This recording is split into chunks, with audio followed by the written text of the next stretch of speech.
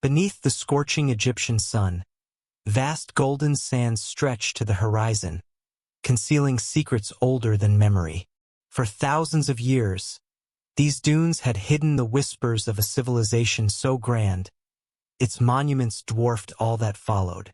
The Great Pyramid loomed like a mountain sculpted by gods, yet the people who built it, their language, beliefs, and rulers, had vanished into obscurity.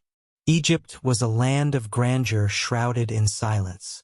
Travelers and conquerors alike stood in awe of its colossal statues and crumbling temples, yet none could comprehend the language etched in stone. To the ancient Greeks, Egypt was a land of profound mystery. To the Romans, it was exotic and sacred, and to medieval Europeans, it was a realm of magic and myth. For centuries, the real voice of ancient Egypt remained locked behind an impenetrable veil, its writing system long dead, its kings mere shadows on temple walls. Then came the turn of the 18th century. In the shadow of revolution and war, the young French general Napoleon Bonaparte set his eyes on the East. In 1798, he launched his campaign into Egypt, not only with soldiers but also with scientists, engineers, and historians. His ambition was not merely military conquest, it was intellectual glory. He sought to reclaim the legacy of the East, and in that pursuit, fate placed him at the doorstep of a forgotten empire. On July 19, 1799, near the dusty port town of Rosetta, modern-day Rashid, a French soldier stumbled upon a curious slab of stone while fortifying a trench. This was no ordinary rock. It bore 3 distinct scripts: Greek, Demotic, and a mysterious, elegant language composed of small figures and symbols. That stone, later named the Rosetta Stone, would ignite a revolution in human understanding and awaken the silent voices of Egypt's past. The presence of ancient Greek, which scholars could read, offered a rare opportunity to decode the enigmatic script known as hieroglyphics. For nearly 2 millennia, no one had been able to decipher them. The symbols had become mystical, thought to hold magical powers, their meanings twisted by centuries of speculation. But now, a bridge had emerged, an ancient key waiting to be turned. The race to unlock Egypt's language captivated Europe. In 1822, a brilliant young linguist named Jean-François Champollion finally cracked the code. Building on the work of British scholar Thomas Young, Champollion realized that hieroglyphs were not purely symbolic. They included phonetic characters. It was a moment of profound revelation. Egypt began to speak again. With hieroglyphs deciphered, the tombs, temples, and papyrus scrolls scattered across Egypt transformed into open books.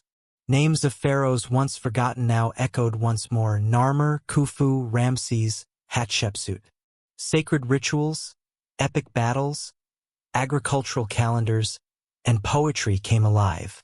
Egypt, once a land of mute wonders, now had a voice, and it spoke in songs of stone. This rediscovery unleashed a wave of Egyptomania across Europe. Scholars, artists, treasure hunters, and looters flocked to the Nile.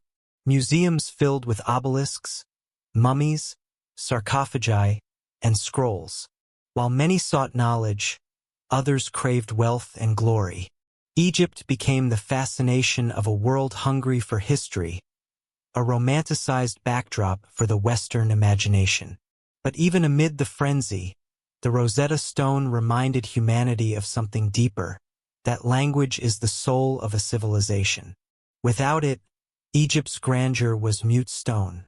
With it, the ancient world could once again reveal its dreams, fears, and brilliance. This was not merely a linguistic breakthrough, it was the resurrection of a lost world. The stone itself dates back to 196 BCE, during the Ptolemaic dynasty, when Greek rulers governed Egypt after Alexander the Great's conquest. The decree it contains praises King Ptolemy V and outlines a list of royal accomplishments.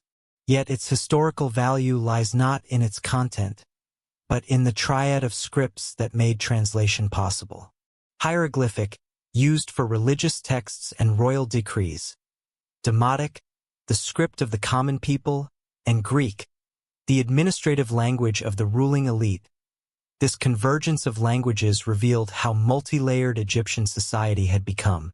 It was a civilization that had absorbed conquerors and reshaped them in its image, all while keeping its soul rooted in the Nile. Champollion's discovery was not merely academic. It restored dignity to a culture that had been treated as a backdrop to other empires' glory. Egypt was not the exotic East of European fantasy. It was an ancient superpower with its own deep intellectual, spiritual, and architectural legacy. Its history was not a mystery to be solved, but a story to be heard. Beyond museums and lecture halls, the Rosetta Stone became a cultural icon. To the Egyptian people, it was a fragment of their heritage, the key to their ancestors' voices. Calls for its repatriation began even as it lay displayed in the British Museum, far from the land whose secrets it had helped unravel.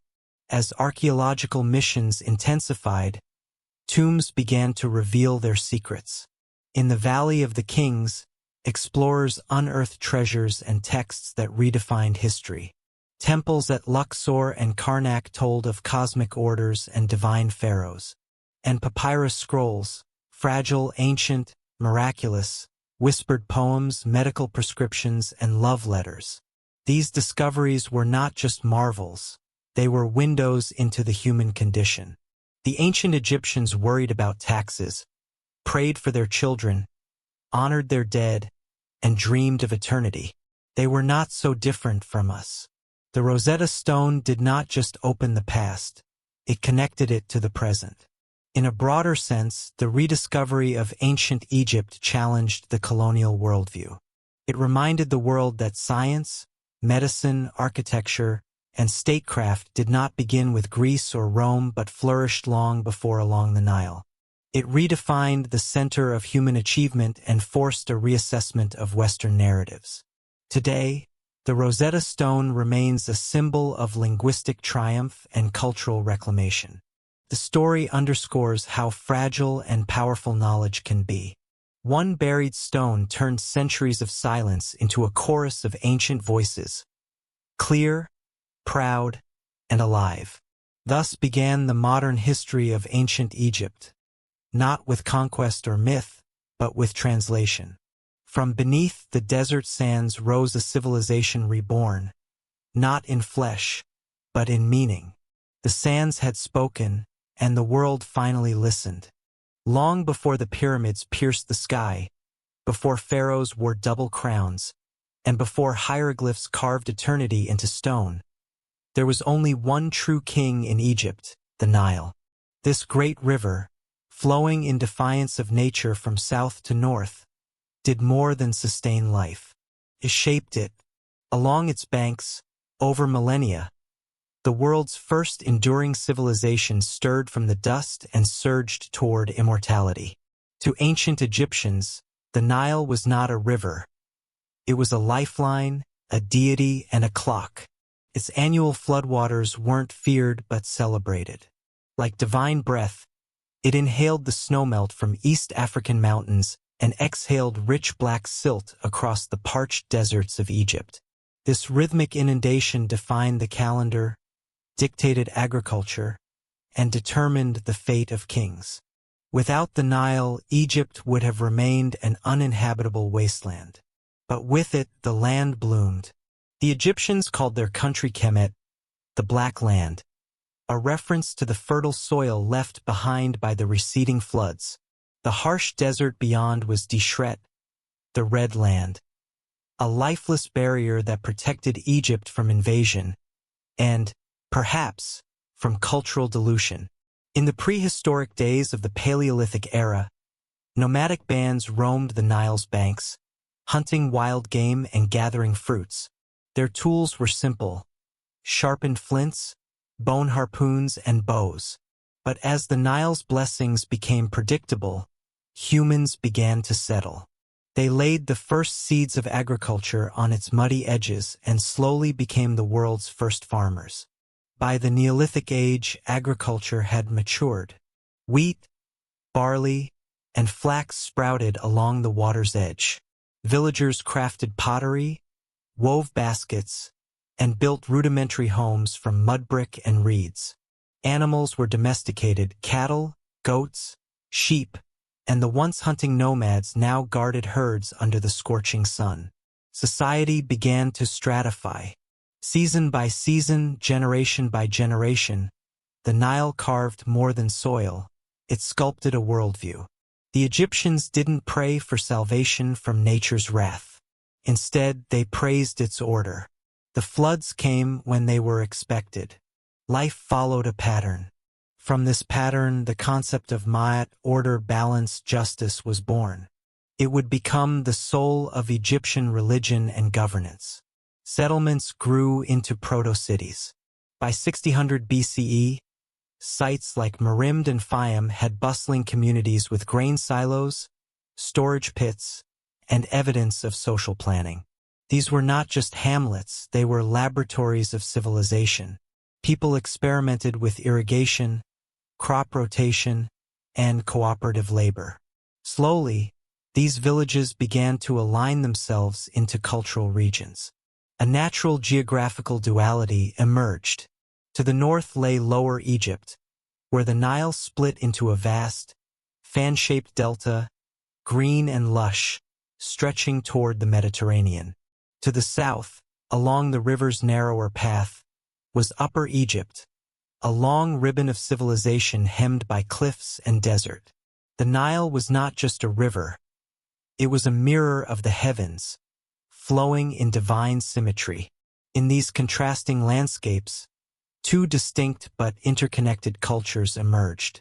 In the delta, fishing and trade dominated. In the south, herding and agriculture reigned. Over time, these differences would become political. Each region developed its own rulers, deities, and crowns, red for Lower Egypt, white for Upper Egypt. It was a land divided, but destined for unity. Early people of the Nile also showed a fascination with the afterlife. Graves from 5000 BCE contain goods buried with the dead, flint knives, beads, pottery. This belief that life continued beyond death would later evolve into one of history's most complex spiritual traditions, laying the foundation for mummification and pyramids to come. The Fayum Basin, located southwest of modern Cairo, was one of the first regions to develop sophisticated agriculture. There, ancient farmers cultivated cereals and legumes, using stone sickles and early irrigation ditches. They lived in reed huts near ancient lakes and practiced communal storage, suggesting early forms of administration and social order. As farming flourished, Egypt entered its pre-dynastic phase, a period without writing, but rich in culture. Evidence of trade routes with Nubia, the Levant, and even Mesopotamia begins to appear. Beads from Afghanistan, cedar from Lebanon, and gold from the south flowed into Egypt's evolving economy.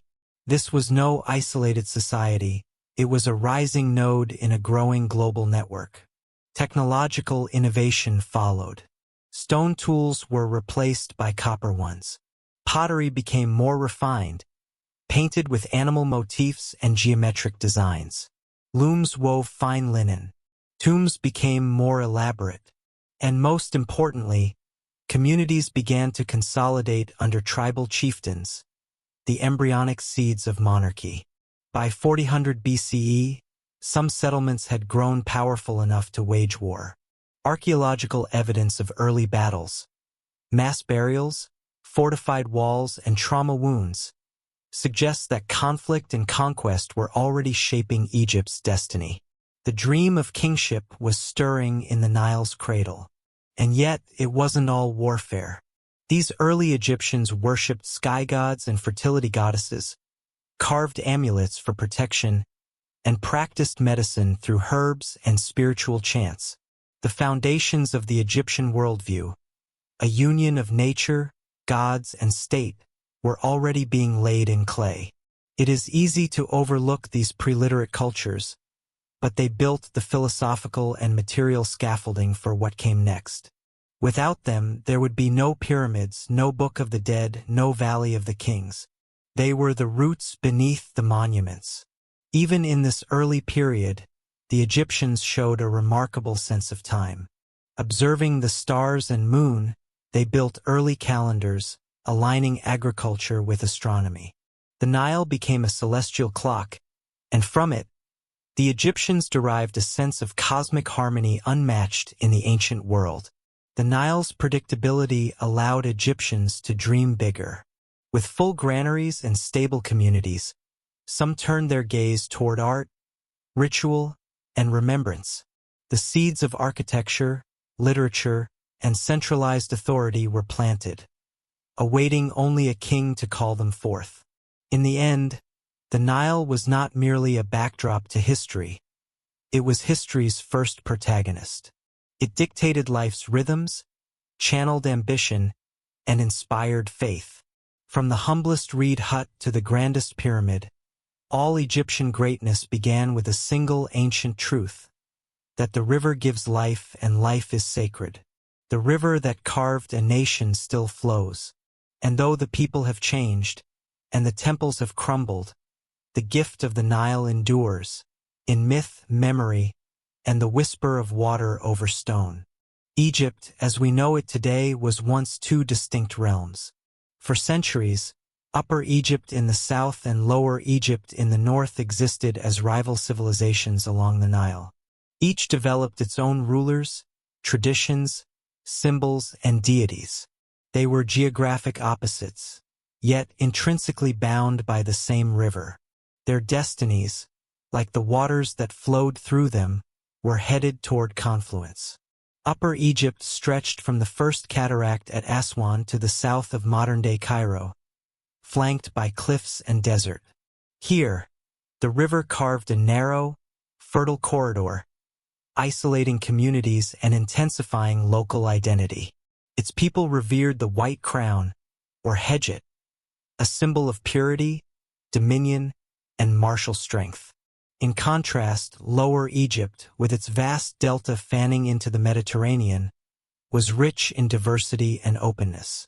It boasted thriving trade ports, marshland cities, and abundant wildlife. Its people wore the red crown, or dishret, representing vitality, complexity, and fertility. The delta was a tapestry of cultures, often more cosmopolitan than its southern counterpart. Though they shared language, religious archetypes, and ancestral myths, these two Egypts often competed for resources and influence. Their rulers, tribal kings known as Scorpion Kings in Upper Egypt and the shadowy monarchs of Lower Egypt, clashed over trade routes, agricultural territory, and symbolic supremacy. Around 3200 BCE, this simmering rivalry reached its tipping point. A powerful warlord from Upper Egypt, known to history as Narmer or possibly Menes, rose to prominence. Whether Narmer was a singular figure or the fusion of two legendary rulers remains debated, but what is certain is that he forever changed Egypt's fate. The famed Narmer Palette, discovered in the ancient city of Hierakonpolis, offers a visual account of this unification. Carved in schist, the tablet shows Narmer wearing the white crown of Upper Egypt on one side and the red crown of Lower Egypt on the other, an unmistakable symbol of conquest and unity. Beneath his feet lie defeated foes. Above him, celestial symbols affirm divine favor. This act was more than military domination, it was political alchemy. Narmer did not simply conquer Lower Egypt. He fused it with the south into a single, enduring kingdom. And in doing so, he established what historians call the First Dynasty, the beginning of Egypt's recorded history. To reflect this unity, Narmer adopted the double crown, or skent, a merging of the red and white crowns into one headdress. This became the ultimate symbol of pharaonic power, a king not of a region, but of the two lands. The pharaoh was now the divine mediator between Upper and Lower Egypt, earth and heaven, chaos and order. The unification was also a religious transformation. The southern god Horus, represented as a falcon, became the royal protector. The pharaohs were declared the living embodiment of Horus on earth. In time, they would also be linked to Ra, the sun god, and Osiris, lord of the afterlife. Kingship became not only political but cosmic. Narmer established Thinis, near Abydos, as his capital, a sacred center that housed Egypt's earliest royal tombs. He built administrative centers, initiated trade with foreign lands, and laid down systems of taxation, record-keeping, and law. The seeds of a centralized bureaucracy were sown in this age of consolidation. Following Narmer, the early dynastic kings continued this legacy.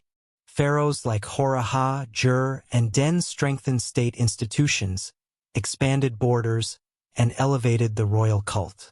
The pharaoh's role became fixed: god-king, warrior, and shepherd of the Nile's bounty. His authority was supreme, his word divine. Yet the crown was not merely a symbol of dominance. It was a burden of cosmic responsibility. The pharaoh upheld Ma'at, the divine order of the universe. He was expected to ensure the Nile's flooding, the cycle of the sun, and harmony in the land. His failure could invite drought, rebellion, or divine wrath. The unity of the two lands was reinforced through ritual. Annual festivals celebrated the pharaoh's dual role. Shrines in both Upper and Lower Egypt honored local gods, but always beneath the umbrella of state-sponsored religion. This strategy prevented rebellion and fostered a shared national identity. Art and architecture echoed this duality. Temples were adorned with lotus, Upper Egypt, and papyrus, Lower Egypt motifs. Statues depicted the king trampling enemies from both regions, symbolizing dominion not just over people, but over elemental chaos. Egypt's visual language became one of balance and integration. Yet the tensions between North and South never fully disappeared. Regionalism remained a subtle undercurrent, one that would surface in later periods of fragmentation. But for now, Narmer's legacy held fast. The idea of Egypt as a single, indivisible entity took root and would endure for 3,000 years. This unification also enabled monumental achievements. A centralized government could organize labor on a vast scale. The groundwork was laid for the construction of temples, canals, and eventually pyramids. The machinery of the state, powered by royal authority, began to hum. And so what began as two worlds became one through diplomacy, war, and myth. Narmer's unification was not simply a historical event. It was a civilizational revelation. It gave rise to a nation whose kings would rival the stars, and whose people would write their story not just in words, but in stone. The symbol of the double crown, the fusion of opposites, would define Egyptian kingship forever. Even in death, pharaohs were buried with relics from both lands. In uniting the Nile, Narmer had not only created Egypt, he had carved eternity. Thus Egypt emerged whole, sacred, sovereign. A kingdom born from two lands and ruled by one god-king. Its identity forged not in division, but in sacred synthesis. A legacy crowned not once, but twice. Before Narmer's palette carved Egypt's history into stone, before temples and pyramids dotted the Nile's fertile curve, Egypt was a land of tribes and trial, where civilization gestated slowly in silence. This period, known as the pre-dynastic age, circa 6000 to 3100 BCE, left behind no scrolls nor kings' lists, only shards of pottery, graves in the sand, and the whisper of forgotten gods. Yet in those whispers lies the genesis of pharaonic Egypt. This was not a singular culture, but a mosaic of evolving communities. These were the days before writing, when power did not rest in palaces but in the hands of clan leaders, chieftains, and spiritual elders. From the desert basins of Fayum to the Nile's western ridges, these early people etched their identity into clay and stone, experimenting with agriculture, worship, and tribal authority. The earliest traces of organized life along the Nile come from the Fayum Basin, where communities used the abundant lakes to fish, grow grain, and store food in sunken silos. They built circular huts of reeds and mud, domesticated animals, and made pottery etched with fish and water motifs, signs of a people living in harmony with their wetland world. Farther south, in Upper Egypt, the Badarian culture emerged around 5000 BCE. Their graves, adorned with ivory combs, polished stone tools, and bead necklaces, suggest a reverence for the dead, and possibly belief in an afterlife. Though simple, their burials reflected societal rank, hinting at a social hierarchy already forming long before dynasties. Badarian people lived in semi-permanent settlements, used obsidian tools, and cultivated barley and wheat with the aid of primitive plows. Their ceramic ware was elegant, thin, black-topped vessels burnished to a smooth sheen. These were not crude survivors. They were early artisans, refining both utility and beauty. Following the Badarians came the Naqada cultures, a sequence of increasingly complex societies named after their archaeological sites. Naqada I, Amratian, II, Gurzian, and III, Proto-Dynastic. These cultures laid the groundwork for Egypt's political and religious future. By Naqada II, around 3500 BCE, Egypt was no longer a collection of tribes. It was becoming a nation in waiting. Naqada II saw dramatic advancements. Pottery began to depict hunting scenes, animals, and boats, revealing a symbolic worldview. Trade expanded. Turquoise from Sinai, obsidian from Ethiopia, cedar from Lebanon. Tombs became more elaborate, and the bodies inside were often adorned with amulets and tools for the next life. The Nile was no longer just a lifeline, it was becoming a spiritual axis. Some of the most telling artifacts from this time are the painted tombs of Hierakonpolis, where early rulers were buried beneath mounds of earth, their graves filled with offerings, pottery, and sacrificed animals. These proto-kings were more than chiefs. They were sacred figures, early echoes of the divine pharaohs to come. As communities grew, so did competition. Small-scale skirmishes escalated into territorial conflict. Evidence from mass graves at sites like Jebel Sahaba suggests violence was not uncommon. Control of fertile land and trade routes became a matter of survival. Out of this chaos, a few dominant centers began to rise. Hierakonpolis, Abydos, and Naqada became Egypt's first true cities, urban hubs with ruling elites, religious centers, and military might.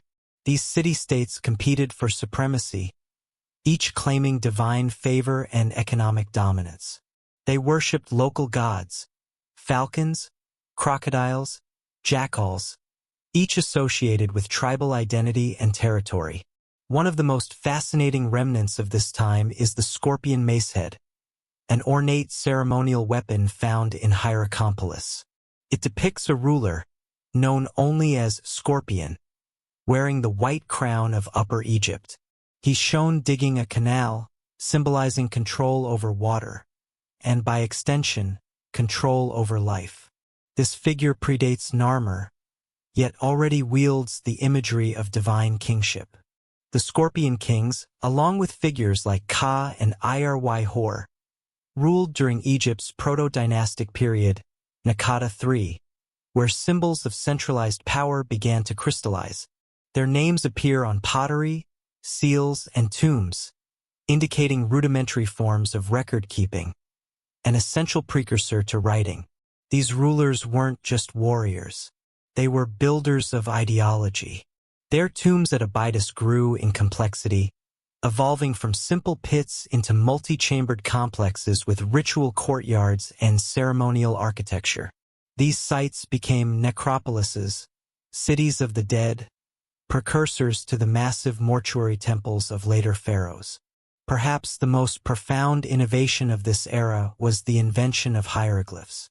Carved into ivory tags and pottery shards, these early symbols marked ownership, origin, and offerings. Though primitive, they revealed a growing desire to document existence, to inscribe permanence onto a transient world. Religion, too, was becoming institutionalized. Early temples, little more than reed enclosures, were dedicated to local deities like Horus, Set, and Nekhbet. Rituals involving incense, animal sacrifice, and symbolic offerings laid the groundwork for what would become Egypt's sprawling priesthood. Yet, for all its fragmentation, this was a time of profound cultural fusion. Ideas, technologies, and beliefs flowed between Upper and Lower Egypt.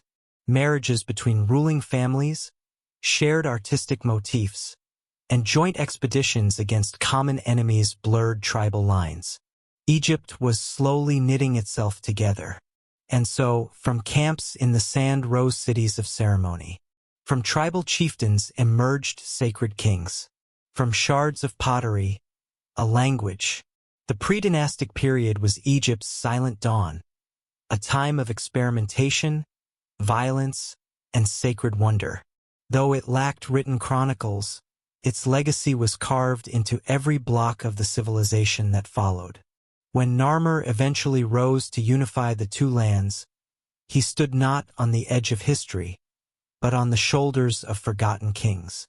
The foundations they laid in agriculture, trade, ritual, and governance would hold up the might of pharaohs for 3,000 years. Thus, the darkness before the dynasty was not emptiness, it was potential. The silence was not absence, it was incubation.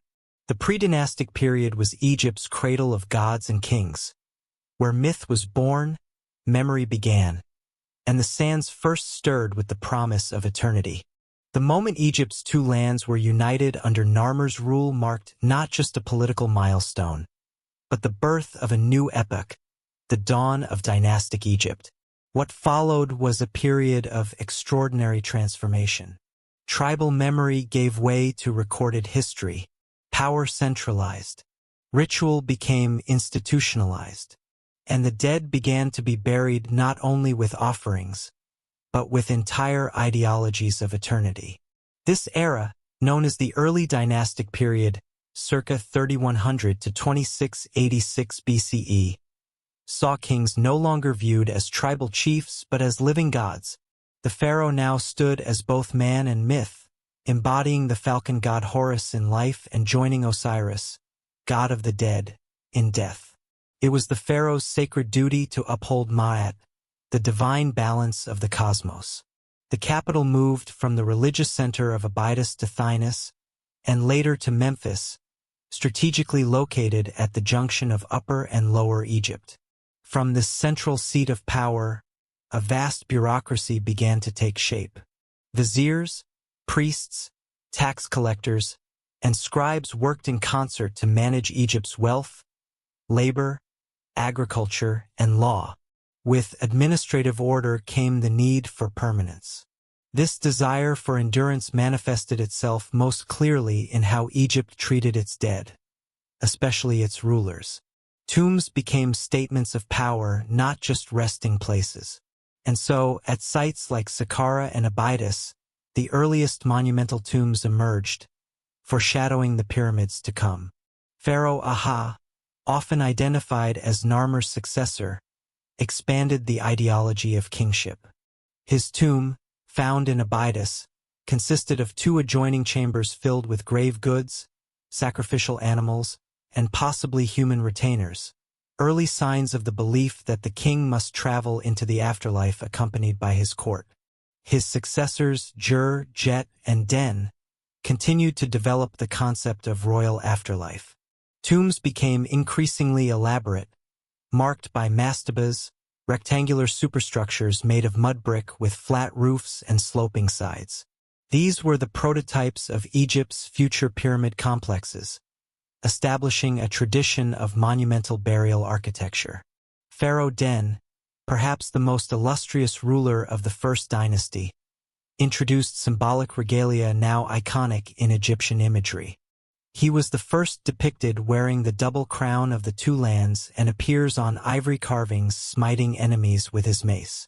Yet his tomb also shows signs of economic complexity, with inscriptions listing taxation, trade, and temple offerings. Alongside the evolution of kingship came the refinement of writing.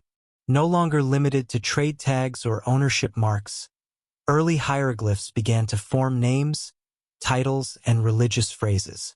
These appeared not just on pottery, but on ceilings, ivory plaques, and bone fragments, signifying a leap toward full literacy. Trade expanded under these early dynasties. Expeditions were launched into Sinai for turquoise and copper, Nubia for gold, and the Levant for cedar and oils. These ventures were often both economic and military, as pharaohs sought to control access to key resources. Trade in this age was a symbol of royal prestige. Temples also began to shift from temporary structures to permanent shrines. Early dynastic kings founded sanctuaries to deities like Horus, Hathor, and Neith. These sacred spaces weren't merely places of worship, they were cosmic junctions, where divine order was maintained through ritual and offering. Burials of the elite mimicked royal tombs on a smaller scale, and with them came an explosion in funerary art. Pottery, palettes, amulets, and carved figurines, each held symbolic meaning. They were not decorative, but tools of rebirth, placed to assist the deceased in navigating the afterlife. The Second Dynasty, beginning with Hotep-Sekemwe, continued many of the first practices but was marred by periods of instability. Several rulers, including Ninetcher, may have divided Egypt between north and south in an attempt to ease governance. This experiment in dual rulership created confusion and perhaps inspired later divisions during intermediate periods. Amid this uncertainty, kings sought legitimacy through divine association. Pharaoh Peribsen chose to align not with Horus, as tradition dictated, but with Set, the god of chaos and the desert. His tomb and artifacts bear the Set animal, signaling either a theological rebellion or a desperate political maneuver to reassert control. Later, Kheskemwe, possibly Peribsen's successor or rival, reconciled the two divine factions by incorporating both Horus and Set in his royal titulary. His name, "The Two Powerful Ones Arise," symbolized a restoration of unity, and his reign is considered a peaceful close to the early dynastic period. The tombs of this era, especially those at Abydos and Saqqara, bear increasing architectural sophistication. Some were constructed with stone staircases, chambered burial vaults, and false doors, designed to allow the deceased soul, or Ka, to pass between worlds. These structures were already temples to eternity, long before the first pyramid rose. It is within this period that Egypt's most enduring social concepts were forged. The centralization of authority, the divine nature of kingship, the necessity of ritual for cosmic order, these were no longer experiments. They were now core tenets of a civilization stepping into the light of history. But perhaps the most important legacy of the early dynastic period was psychological. The Egyptians no longer feared death, they planned for it. In doing so, they created a culture obsessed not with the fleeting moment, but with permanence, continuity, and the afterlife's architecture. These early tombs, once simple mounds in the sand, became bridges to the cosmos. Their builders weren't merely burying kings, they were erecting a metaphysical machine, a structure that connected heaven and earth. The tomb became not an end, but a beginning. And so, by the end of this age, Egypt was ready. Ready to dream bigger, to build higher, to raise its dead toward the stars. The stage was set for the most ambitious architectural experiment in human history. For in the silence of these ancient tombs echoed the heartbeat of the pyramids to come. In the early decades of Egypt's Third Dynasty, a man emerged who would forever change the destiny of architecture, medicine, and divine kingship. His name was Imhotep, and though born a commoner, he would ascend to a status nearly unheard of in ancient Egypt, a mortal turned god. His brilliance would shape not only Egypt's skyline, but its entire understanding of immortality. Imhotep served under Pharaoh Djoser, the second king of the third dynasty, during a time when Egypt was just beginning to master stone construction. Before this, all royal tombs were mastabas made of mud brick, functional but perishable. Imhotep's vision, however, would reach toward the sky. He dared to replace clay with quarried stone and shape death into monumental eternity. His masterpiece was the Step Pyramid at Saqqara, the world's first large-scale stone monument. It began modestly, a traditional mastaba, rectangular and low. But Imhotep, ever the innovator, expanded it upward, building 6 stacked platforms, each smaller than the last, creating a stairway to the heavens. It was the first pyramid, and the seed from which all others would grow. This structure was not merely a tomb. It was an ideological complex, a symbolic mountain representing the pharaoh's journey from earth to the afterlife. Surrounding it were courtyards, chapels, and ritual spaces designed to host the said festival. A royal jubilee meant to renew the pharaoh's power even in death. What makes the Step Pyramid extraordinary is not just its form, but its daring engineering.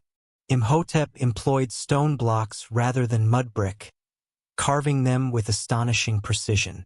He laid the blueprint for all future monumental construction in Egypt, and in doing so, he invented architecture as we understand it today. Beneath the pyramid lay a labyrinth of underground chambers, corridors, and shafts.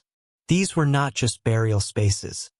They were spiritual mazes, designed to protect the king's body and treasures from robbers and malevolent spirits. More than 11 miles of passages wound beneath the surface, an architectural marvel of its time.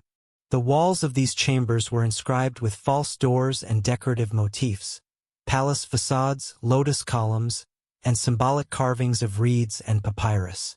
These artistic flourishes served ritual purposes, allowing the pharaoh's Ka, spirit, to pass freely and be nourished by offerings placed by priests for eternity.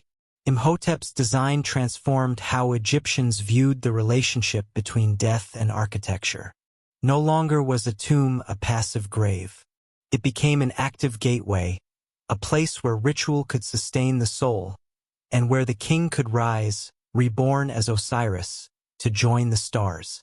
The Step Pyramid also reflected profound changes in Egyptian cosmology. Just as the king ruled the 2 lands in life, in death he now ruled the 2 realms, the mortal and the divine. Imhotep had not only constructed a burial site, he had built a celestial engine for kingship. Imhotep himself became a legend. In his lifetime, he held many titles: chief architect, high priest of Heliopolis, scribe of the divine books, and vizier. But after his death, he became revered as a demigod, especially in the realms of medicine and wisdom. Centuries later, during the New Kingdom, Egyptians would pray to Imhotep for healing and guidance. They erected temples in his name. In the Greco-Roman period, he was fully deified and merged with the Greek god Asclepius, god of medicine. Pilgrims visited his shrines to leave offerings and dreams in hope of cures, a practice called incubation. Imhotep's fame transcended class and era. Unlike most Egyptians, whose identities faded into anonymity, his name was remembered. His legacy endured in the stones he shaped and in the parchments of early medical treatises that bore his attributed knowledge. He became a beacon of rationality, creativity, and divine wisdom. And yet, Imhotep's story is also one of humility. He never claimed kingship or divine birth. He served his pharaoh and his people with intellect, vision, and discipline. It is this paradox, that a mortal could achieve immortality without a crown, that makes him so revered in Egyptian history. Djoser, the king Imhotep served, was also transformed by this collaboration. His burial marked a new era of royal theology. No longer did kings merely step into the afterlife, they ascended. The pyramid, with its staircase silhouette, was a metaphor for the king's rise into the celestial sphere, where he would dwell among the stars as an eternal being. Djoser's step pyramid became a model. Later pharaohs like Sneferu and Khufu would refine and expand it, culminating in the smooth-sided Great Pyramid of Giza. But all of them owed their foundations, literally and spiritually, to the stone laid by Imhotep. The genius of Imhotep lies not only in his architecture but in his understanding of permanence. He realized that legacy is not built from conquest or wealth, but from order, knowledge, and devotion.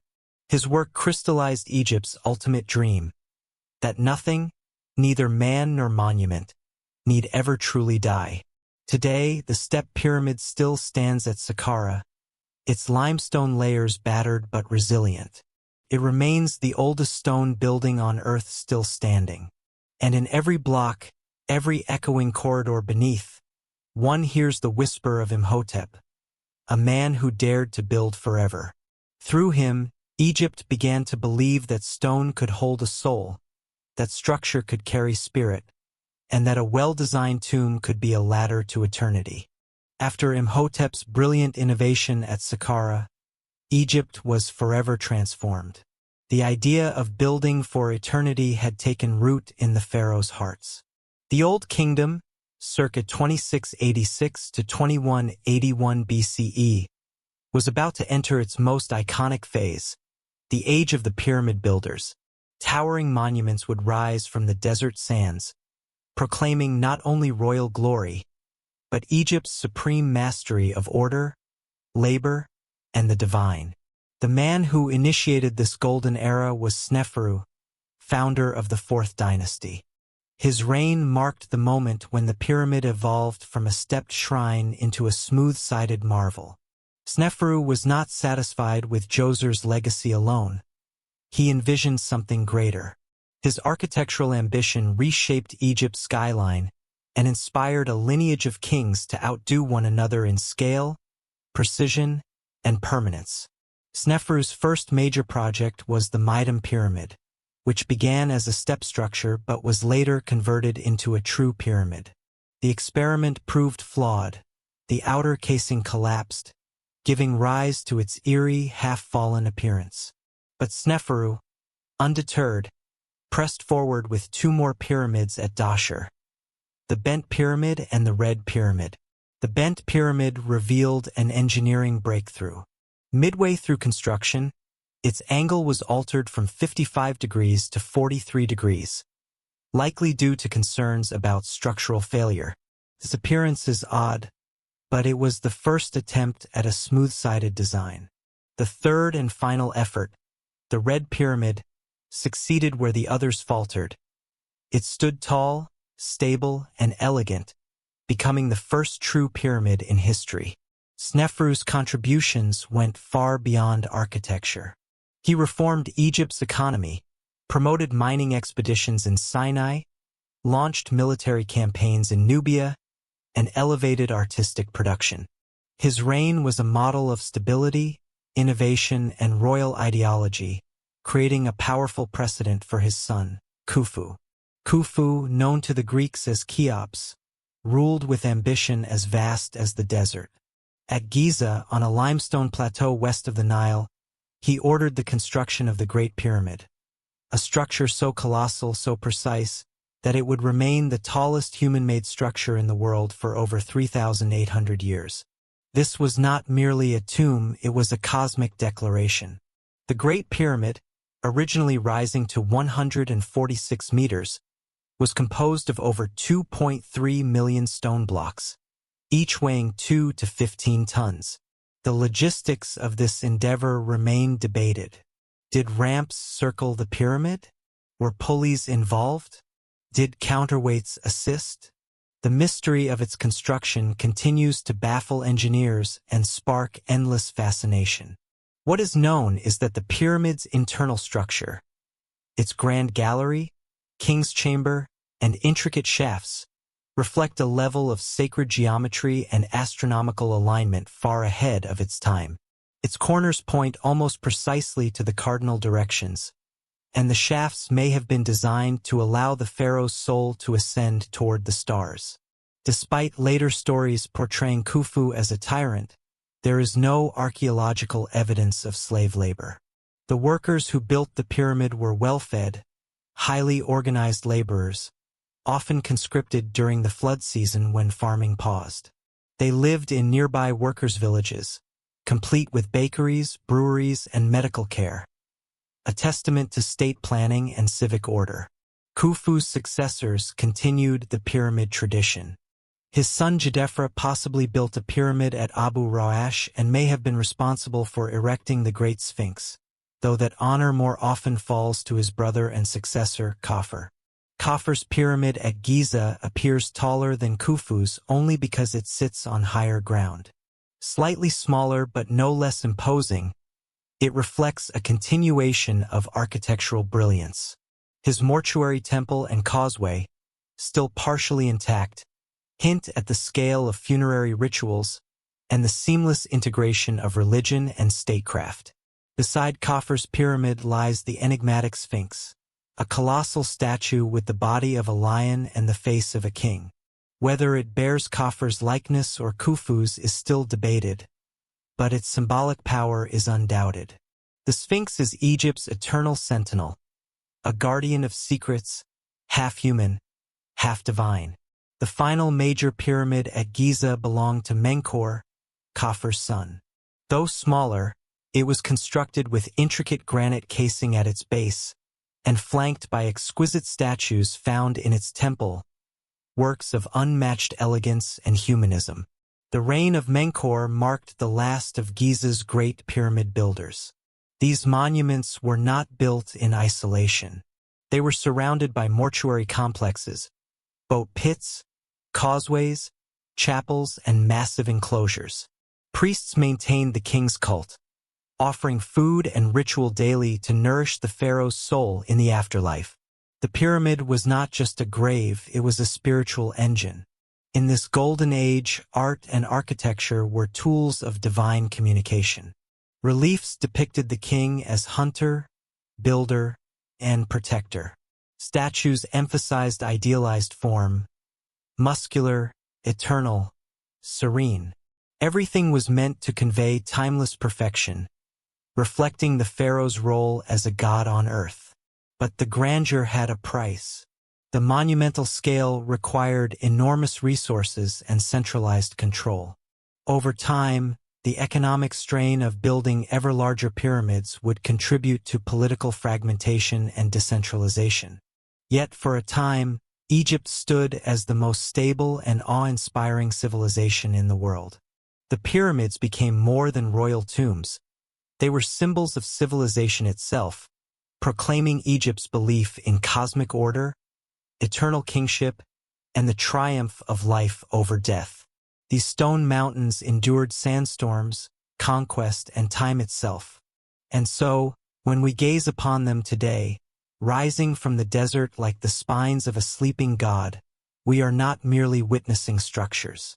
We are beholding a civilization's ultimate declaration, that it could defy death, bind the stars, and carve eternity from stone. Behind every colossal stone block of Giza, behind every polished limestone surface and royal tomb, stood not slaves, but skilled laborers, artisans, and ordinary farmers. The pyramids, often seen as symbols of divine kingship, were also symbols of communal effort, a national project that brought together the hands of Egypt's people like no other. Modern archaeology has shattered the old myth of slaves toiling under the whip. The truth is more nuanced and more inspiring. The pyramid builders were state-supported workers, many of whom were drafted seasonally during the Nile's flood months when farming was impossible. They were citizens, not captives, but contributors to their civilization's greatest legacy. At the foot of the Giza Plateau, Archaeologists have unearthed vast workers' villages, planned settlements complete with dormitories, bakeries, granaries, breweries, cemeteries, and administrative offices. These were not temporary shantytowns but carefully organized hubs supporting thousands. The workforce was diverse. At the lowest tier were manual laborers, those who hauled blocks, moved sledges, and mixed mortar.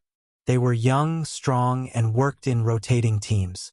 These workers were grouped into crews with names, such as the Friends of Khufu or the Drunkards of Menkaure. Their titles humorously etched onto pottery shards and tomb walls. Above them were the skilled craftsmen. Stonecutters, copper toolmakers, sculptors, painters, and plasterers. These men shaped limestone and granite with stunning precision, carving blocks to fit with minimal mortar. Their tools were primitive copper chisels, dolerite pounding stones, but their results were mathematical perfection. Even higher in the hierarchy were scribes, architects, foremen, and overseers. These educated elites organized rations, scheduled work, recorded deliveries, and ensured temple rituals were upheld. They were the lifeblood of the project, blending bureaucracy with belief. The workers were not overworked and malnourished, as once thought. Excavations of their tombs reveal well-fed bodies with diets rich in meat, fish, lentils, and bread. They consumed over 4,000 calories a day, with evidence of beer rations distributed thrice daily, not for drunkenness but for hydration and morale. Medical facilities also existed. Skeletons show signs of healed fractures, even amputations. Someone cared for these injured workers. Egypt had a class of early physicians, trained through both spiritual tradition and empirical observation. Bones show realignment, splinting, and post-operative care. These were not disposable lives. When workers died, especially during construction, they were honored, not discarded. Cemeteries near Giza show formal burials, sometimes with grave goods. These tombs, modest compared to pharaohs, still contained offerings, amulets, and family tributes. Even in death, they were remembered. Many of the builders were farmers by season, workers by obligation. During the annual flood, when fields were underwater, thousands traveled to Giza. Their labor, though compulsory in many cases, was also a source of pride. A contribution to the divine order, a way to serve the king, gods, and Egypt itself. These efforts were not just physical. The construction of the pyramids was also logistical genius. Supply lines stretched across the Nile Valley. Quarries at Tura and Aswan, ports at Memphis, and routes from Sinai and the Red Sea were all part of a vast supply network that enabled pyramid construction on an industrial scale. At the heart of it all was a shared ideology. Egyptians believed that the king's successful journey to the afterlife ensured cosmic stability. By building the pyramid, they weren't just constructing a tomb, they were building Ma'at, the eternal balance of the universe. This spiritual motivation infused even the humblest labor. Hauling stone was not only backbreaking work, it was a sacred duty. Each brick placed was a step toward heaven, for the pharaoh, for the workers' families, for Egypt itself. Daily life on site included not only labor but ritual and rhythm. Priests led offerings to the gods, musicians played reed instruments, and workers likely told stories, sang chants, and celebrated progress. This was a living city of industry and belief. Artisans carved scenes into the walls of temples, not just of gods and kings, but of their own lives. Fishing, dancing, feasting. These images show a society that found joy even in toil, dignity even in dusty hands. The pyramid was a monument to collective identity, not just royal ambition.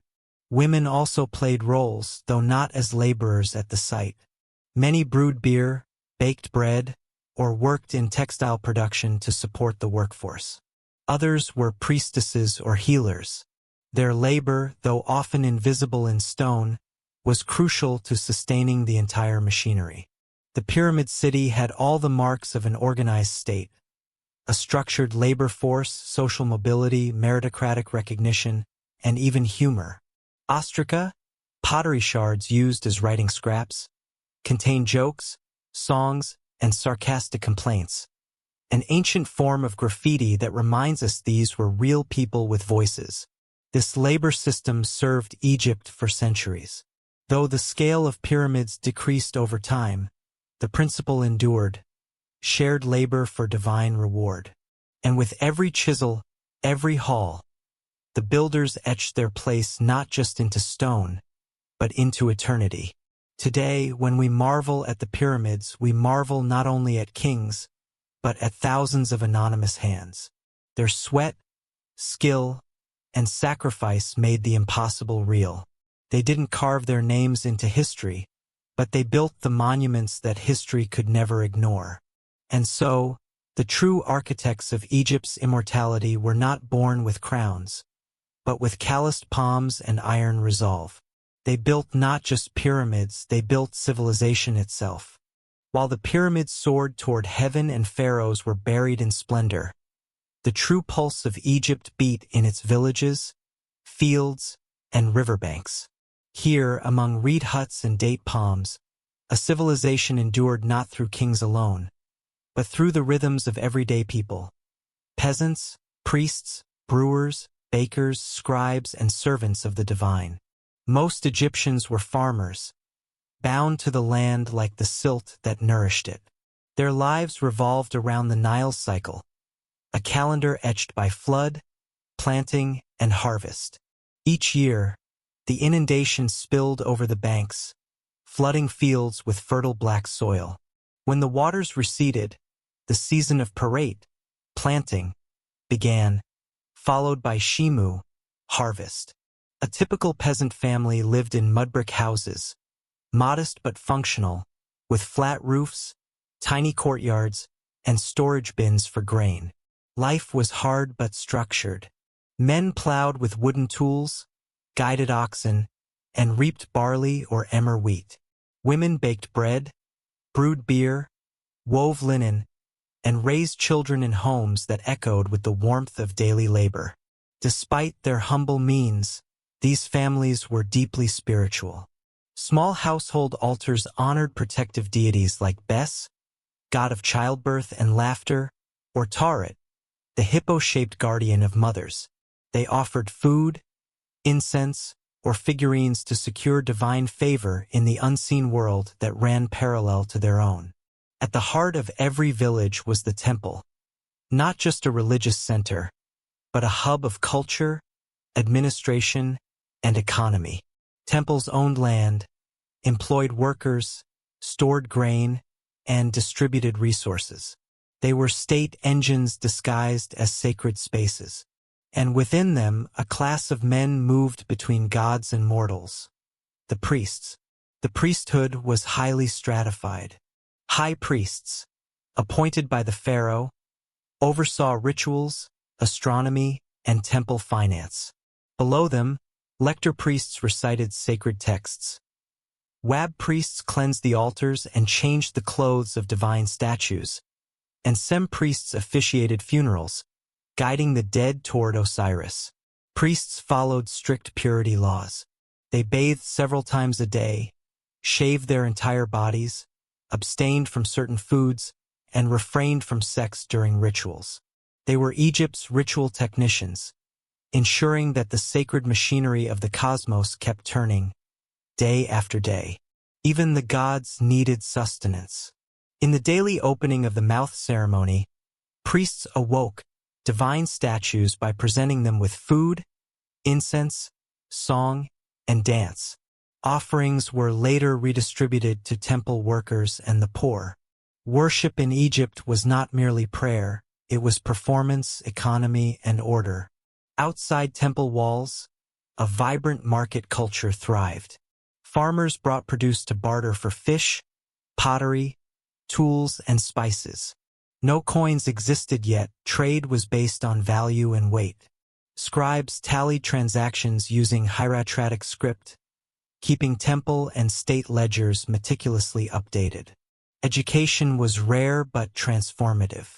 Boys of noble or scribe families attended scribal schools, where they memorized proverbs, copied religious texts, and learned mathematics and medicine. The scribe held immense power, not for his muscles, but for his ability to make words immortal. For most Egyptians, literacy was out of reach. Yet oral tradition thrived. Grandparents recited tales of gods and heroes, of Isis resurrecting Osiris, of Horus battling Set, of wise animals outwitting stronger foes. These stories taught values, explained nature, and bound generations together. Food was basic but nutritious. A daily meal often included bread, beer, onions, lentils, and sometimes fish or duck. Bread was dense and coarse. Beer was cloudy and low in alcohol but rich in calories. These staples sustained workers from sunrise to sunset. Festivals brought rare treats: honey, dates, wine, and roast meat. Clothing was simple: linen kilts for men, sheath dresses for women. Children often ran naked in the summer heat, splashing in the Nile until dusk. Cosmetics, kohl eyeliner, and perfumed oils were used by all genders, not only for beauty, but to repel sun and insects. Entertainment came in bursts. Music and dance filled the air during harvest feasts and religious festivals.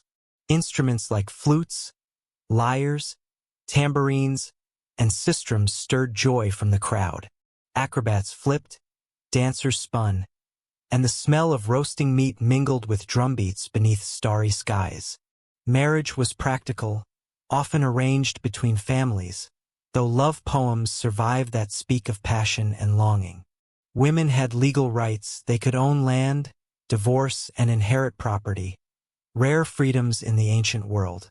Domestic life was respected, even idealized in tomb art. But death was never far. Infant mortality was high, infections common, and accidents frequent. Still, Egyptians did not fear death as annihilation. It was simply a journey. They prepared amulets, coffins, and burial rites to guide their souls safely to the judgment hall of Osiris. The Book of the Dead, a collection of spells and incantations, was recited during burials. The deceased's heart would be weighed against a feather of truth. If it balanced, they passed into eternal fields of peace. If not, it was devoured by Ammit, the soul eater. This complex belief system gave ordinary Egyptians a sense of control over the unknown. Life was full of hardship, but also meaning. Each action, plowing a field, pouring a libation, singing a hymn, was part of the great web of order that held back chaos. In the end, it wasn't only the grandeur of temples or the silence of tombs that sustained Egypt for 3,000 years. It was the will of its people.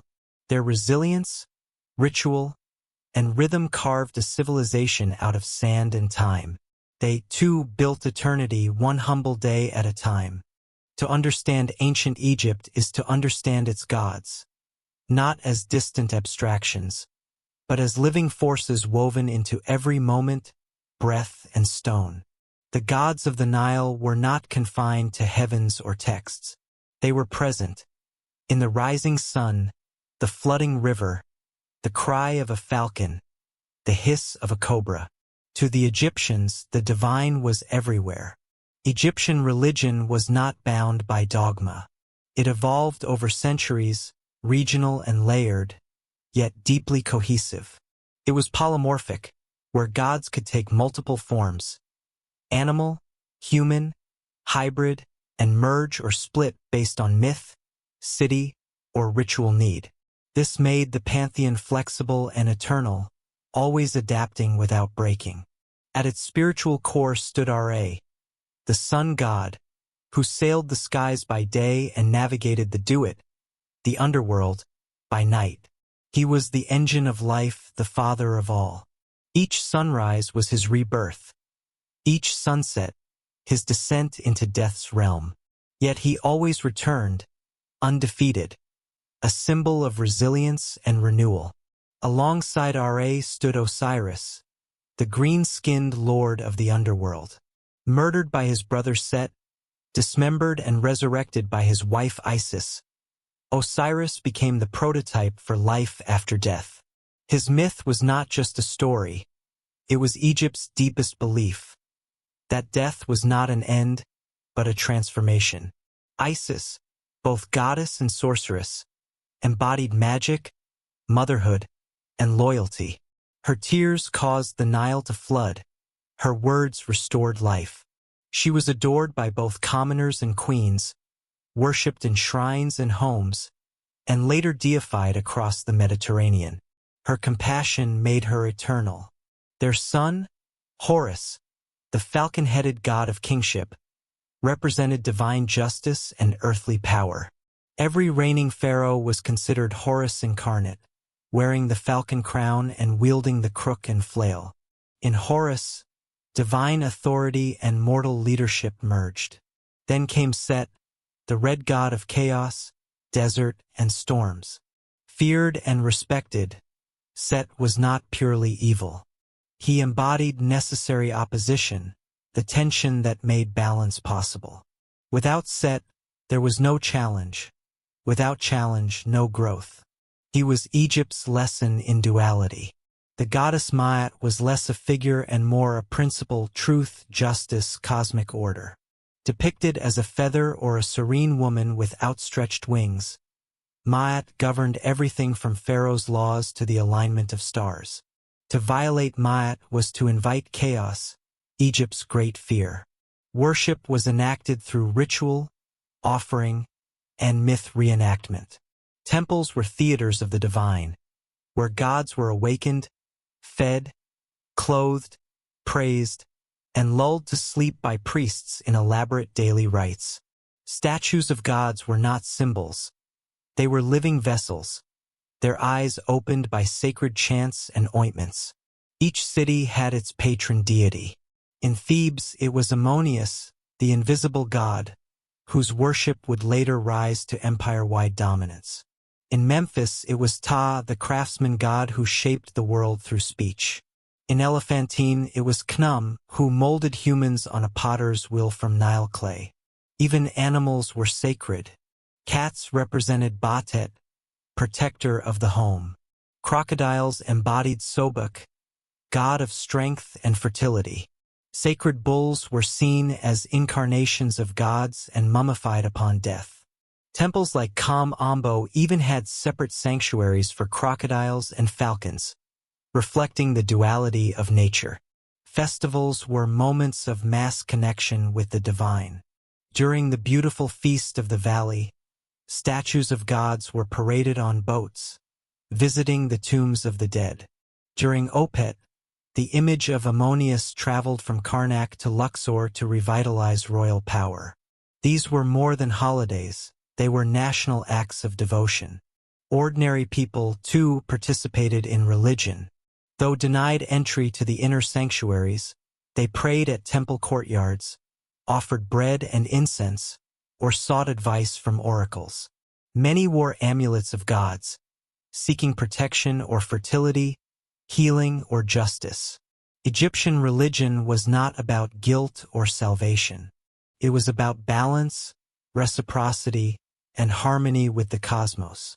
One offered to the gods not to beg forgiveness but to participate in cosmic maintenance. The gods gave life. In return, humans gave ritual and reverence. Myths were not seen as literal history but as cosmic allegories, repeated in festival, art, and architecture. The walls of temples told these stories again and again. Osiris rising, Ra sailing, Set raging, Horus ruling, reinforcing Egypt's eternal cycle of life, death, and rebirth. As centuries passed, gods evolved and merged. Ammonius Ra became a fusion of invisibility and sunlight. In later periods, foreign deities were absorbed, and even monotheistic tendencies emerged, such as Atenism under Akhenaten. Yet even radical reform could not erase Egypt's spiritual roots. When Greeks and Romans entered Egypt, they found a spiritual system so ancient and sophisticated that they were humbled. They equated Egyptian gods with their own, Thoth with Hermes, Isis with Demeter or Venus, and adopted their imagery in temples as far as Italy and Gaul. Even today, echoes remain. The Eye of Horus survives in amulets and symbols. The story of resurrection predates Christian themes. Egypt's gods, though silent now, still shape the spiritual imagination of the world. In their myths, temples, and tombs, the Egyptians weren't simply worshipping, they were teaching. Teaching that order must be earned, that life is cyclical, that the divine walks with us, watches us, weeps and rejoices with us. To live in ancient Egypt was to live in a world animated by gods, where each sunrise was Ra's gift, each flood was Osiris' tears, and each breath was proof of Ma'at's mercy. It was a sacred world, rich with ritual, drama, and cosmic meaning. Even the mightiest pyramids cannot halt the rising tide of chaos forever. After centuries of prosperity and divine kingship, Egypt entered a dark and turbulent chapter, the First Intermediate Period, circa 2181 to 2055 BCE, a time when the gods seemed silent, the Nile hesitant, and the king's voice no longer echoed from Memphis to Thebes. The Old Kingdom, so long defined by stability and grandeur, began to unravel during the reign of Pepi II, Egypt's longest reigning pharaoh. His rule, stretching over 90 years, was not one of vigor but of slow erosion. As Pepi aged, centralized power withered, and provincial governors, nomarchs, grew bold and autonomous. Inscriptions from the period show nomarchs commissioning their own tombs, temples, and statues, proudly listing their achievements without reference to the pharaoh. The divine aura of kingship, once absolute, was now fragmenting into regional pride and private ambition. Simultaneously, Egypt's greatest life source, the Nile, betrayed her people. A series of low inundations crippled agriculture. Crops failed. Famine swept through villages. The precise cause is debated, possibly climate change, possibly El Niño-like weather patterns, but the result was clear: hunger, unrest, and disbelief. Starvation breeds desperation. Papyrus records and later texts, like the admonitions of Epure, speak of a world turned upside down. The poor became rich and the rich starved. Tombs were plundered, temples desecrated, servants turned against masters. It was a time, they said, when there was no tomorrow. Religious certainty cracked. If Ma'at had truly reigned, how could such chaos exist? If the gods protected Egypt, why had they gone silent? Some clung to old rites. Others blamed priests, pharaohs, or foreigners. Faith was no longer a fortress. It was a battlefield of grief and doubt. Politically, Egypt fractured. Central authority collapsed. The once powerful capital at Memphis grew irrelevant. In its place, rival kingdoms emerged, one centered at Heracleopolis in Lower Egypt, the other rising in Thebes in Upper Egypt. Each claimed legitimacy. Each saw itself as the restorer of order. The rulers of Heracleopolis controlled the fertile delta but were seen as weak and bureaucratic. In contrast, the early Theban kings, especially in Teph I and II, projected energy, military force, and a sense of renewal. Their rise marked the beginning of a new dynasty of hope, forged not in gold, but in resistance. Despite the fragmentation, cultural creativity flourished. Literature, like the tale of the eloquent peasant and the dialogue of a man with his ba, emerged during this era, works exploring justice, despair, and the soul's struggle. Art shifted to reflect emotion and human vulnerability, a marked contrast to the stoic faces of the Old Kingdom. Architecture adapted too. With no massive pyramids rising, elite tombs became more intimate, carved into cliffs or constructed with greater personalization. These reflected individual achievements, not divine mandates, a democratization of eternity. This was also a period of military challenge. Nubian groups to the south grew more aggressive. Asiatic peoples migrated into the delta. Egypt's borders, once secure behind royal armies and divine favor, were porous and unstable. Yet not all was collapse. The resilience of Egypt's people, priests, and poets ensured that core cultural values survived. Temples still functioned. Gods were still honored.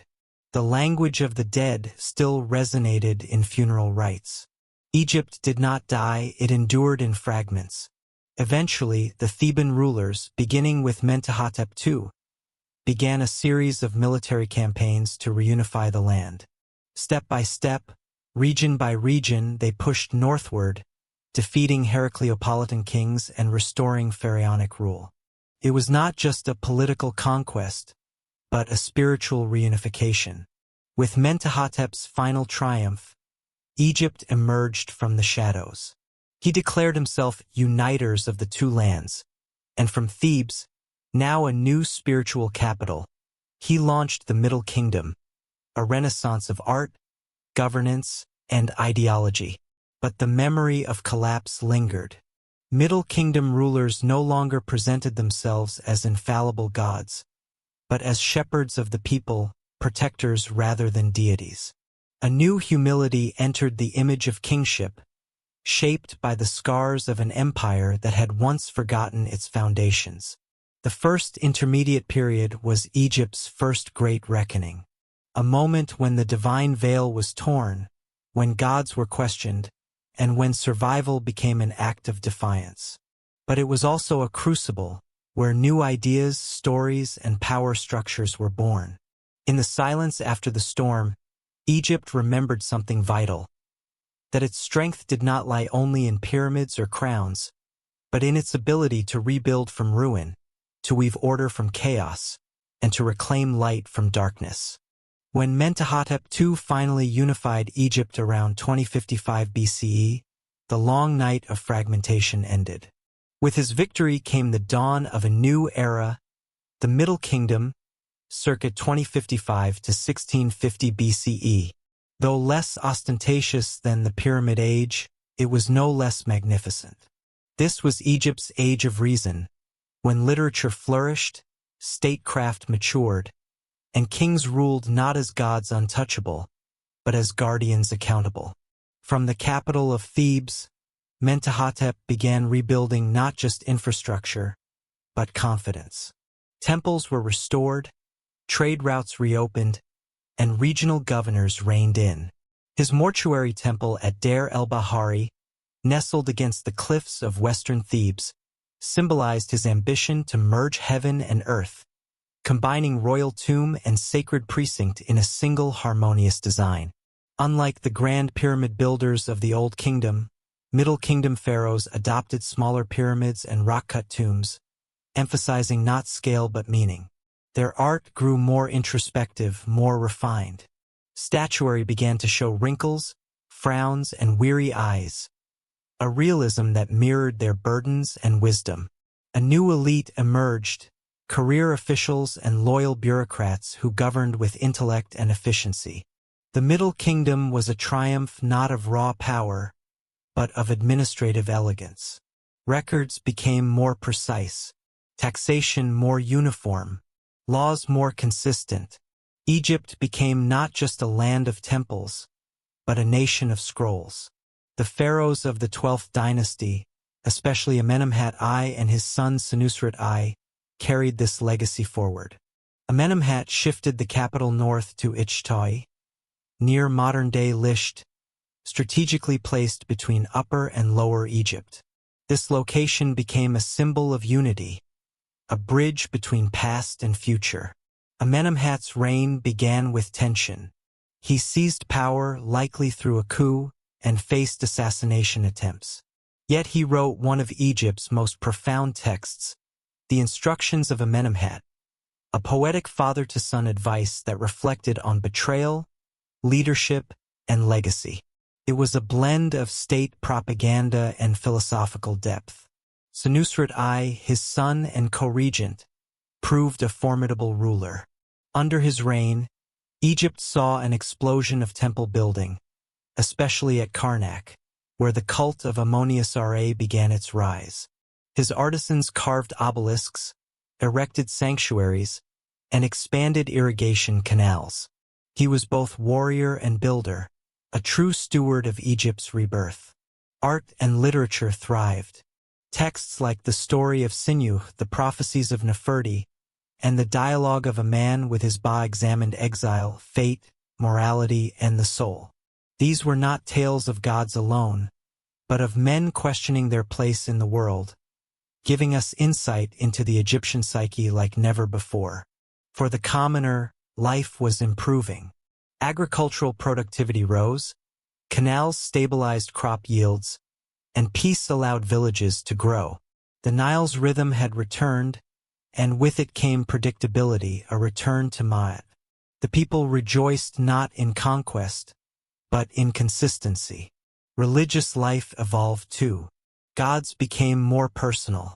The people turned not only to state deities like Ammonius or Osiris, but to household gods, protector spirits, and ancestors. The idea that anyone could reach the afterlife, once the privilege of kings, began to flourish. Democratization of the afterlife had begun. This shift reflected in burial practices. Middle-class tombs included coffin texts, a simplified version of elite funerary spells. Even peasants began burying loved ones with amulets and ritual goods. Death was no longer a domain reserved for royals, it was a right to prepare for. The Middle Kingdom also expanded Egypt's borders. Expeditions reached deep into Nubia, establishing forts at Buhen and Semna. These were not only military outposts but trading hubs, through which gold, ivory, ebony, and exotic animals flowed into Egypt's heart. Diplomacy blended with economic strategy. Domestically, the pharaohs balanced authority and benevolence. Art portrayed kings seated among their people. Inscriptions described them as loved by the poor. They projected compassion without weakness, an ideal ruler not above the people, but deeply embedded within the social order. Senusret III, one of the most powerful monarchs of this age, launched campaigns into Nubia and restructured the internal administration. He reduced the power of hereditary nomarchs, replacing them with appointed officials, an effort to centralize authority while curbing regional ambition. Yet it was his visage that left the most lasting impression. His statues show a deeply furrowed brow, sagging cheeks, and stern gaze. Unlike the serene faces of the Old Kingdom, Senusret's expression speaks of burdened vigilance. A king who felt the weight of responsibility more than the glow of divinity. Toward the end of the Middle Kingdom, pharaohs like Amenemhat III built the labyrinthine temple complex at Ha'era, a massive funerary monument that Herodotus later called one of Egypt's wonders. Beneath it, a pyramid stood sentinel, a testament to the age's architectural creativity. But cracks were beginning to show. The increasing reliance on Asiatic mercenaries, the influx of foreign settlers into the Delta, and the weakening of the royal family's line of succession all hinted at trouble ahead. Egypt, though refined, was also becoming vulnerable. The Middle Kingdom did not collapse overnight. It decayed, slowly and quietly, slipping into disorder as weak rulers followed strong ones. Eventually, a new wave of external forces, the mysterious Hyksos, would sweep into the Delta and seize control. Still, the legacy of the Middle Kingdom endured. It left behind not only temples and texts, but a vision of rule grounded in justice, a civil service rooted in order, and a belief that kings must lead with both power and wisdom. The Middle Kingdom was Egypt's moment of reflection, a civilization at peace with itself, choosing balance over bravado, law over legend. It was an era when Egypt did not shout its greatness, but whispered it with grace. No empire reigns unchallenged forever. As the golden echoes of the Middle Kingdom faded, Egypt faced a new and unfamiliar enemy, not from the deserts of Nubia or the oases of the West, but from within its own delta, where a foreign power quietly grew. These were the Hyksos, a people of mixed origin, who would shatter tradition, disrupt kingship, and ignite the fury that would eventually forge Egypt's greatest dynasty. The term Hyksos comes from the Egyptian Hykakasut, meaning rulers of foreign lands. They were likely Canaanite or West Semitic migrants who had long been trickling into Egypt's northeastern frontiers, traders, mercenaries, artisans, seeking opportunity in the Nile Delta's fertile wealth. At first, their presence was benign. They integrated, married Egyptians, spoke the language, and even worshipped local gods. But as the central government weakened, the Hyksos seized their chance. Around 1650 BCE, they captured Avaris, a bustling trade city in the eastern delta, and made it their capital. From there, they began to assert themselves not as guests, but as kings. They proclaimed the start of the 15th dynasty, claiming legitimacy over Egypt. Though they never controlled the entire land, their grip on the north and key trade routes gave them outsized influence. The south, especially Thebes, remained in native Egyptian hands, but the crown was fractured. To many Egyptians, this was an existential crisis. Foreigners now wore the crowns of Horus, ruled cities once sanctified by Ra, and dared to perform rites once reserved for sons of Osiris. Temples were desecrated, traditional rituals abandoned. And yet, the Hyksos weren't barbaric. They were sophisticated overlords who brought new tools, ideas, and technologies. Chief among their innovations was the horse-drawn chariot, unknown in Egypt before this era. With swift mobility and bowmen atop, the chariot transformed warfare. The Hyksos also introduced composite bows, bronze weaponry, and new fortification designs, military upgrades Egypt had never needed before. They worshipped their own pantheon, especially Baal and Set. Interestingly, Set, the Egyptian god of chaos and desert storms, became a symbol of royal power under the Hyksos. For native Egyptians, this was deeply ironic and even insulting. Set had murdered Osiris. Was Egypt now ruled by his acolytes? The court at Avaris flourished, blending Levantine and Egyptian styles. Palaces were adorned with Minoan frescoes. Trade with Cyprus, Canaan, and Mesopotamia blossomed. The Hyksos enriched themselves, but they also created cultural fusion zones, where ideas, objects, and symbols flowed like the Nile. But resentment festered. Thebes, proud and pious, refused to acknowledge Hyksos kingship. Instead, its rulers, part of the 17th dynasty, held firm to tradition, ruling Upper Egypt in defiance. This duality, foreign rule in the north, Egyptian pride in the south, would define this turbulent era. Hostilities began as Cold War. Tension, insults, and posturing.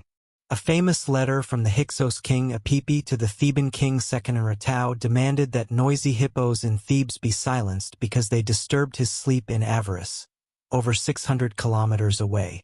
The message was symbolic, a demand for obedience cloaked in absurdity.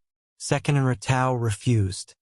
His body, found later in his Theban tomb, bore horrific wounds, deep axe blows to the head and neck. He likely died in battle or possibly in ceremonial execution. But his sacrifice ignited a revolution. Egypt had endured drought, collapse, and civil war, but now it faced foreign domination, and the time for submission had ended. His son, Kamose, took up the cause. Fierce, idealistic, and proud, Kamose marched north, launching raids into Hyksos-held territory. His victories steely boast of burning Avaris ships, pushing enemies to the sea, and defending Egypt from the Asiatics. He died young but left a vision unfinished. Then came Amos I, Kamose's brother, and Egypt's avenger. A teenager when he took the throne, Ahmose matured into a brilliant commander and charismatic leader.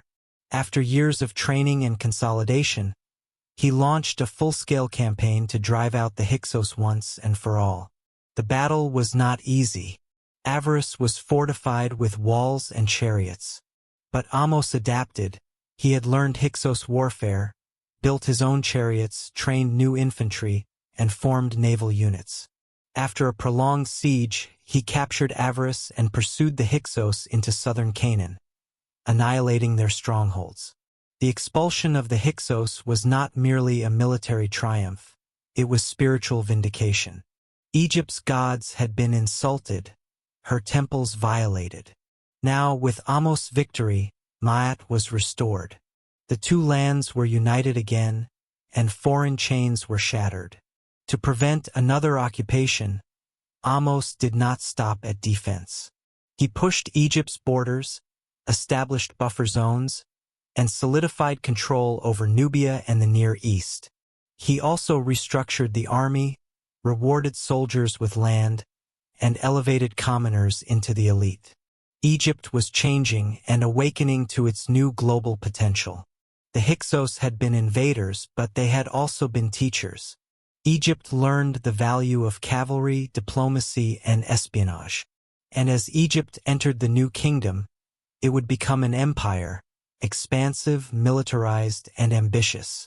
In the end, the Hyksos brought pain, but they also brought fire. A fire that purified and transformed.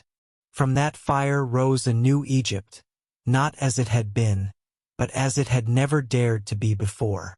With the Hyksos expelled and unity restored, Egypt stood at a crossroads. No longer content to be merely secure, it sought greatness. Under the visionary rule of Ahmose I and his successors, the land of the Nile transformed into a warrior state, an architectural marvel, and a cultural beacon.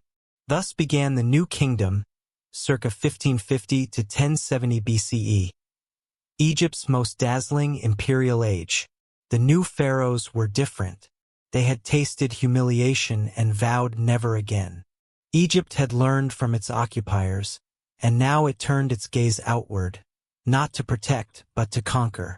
The southern lands of Nubia and the turbulent states of the Levant were no longer threats, but targets.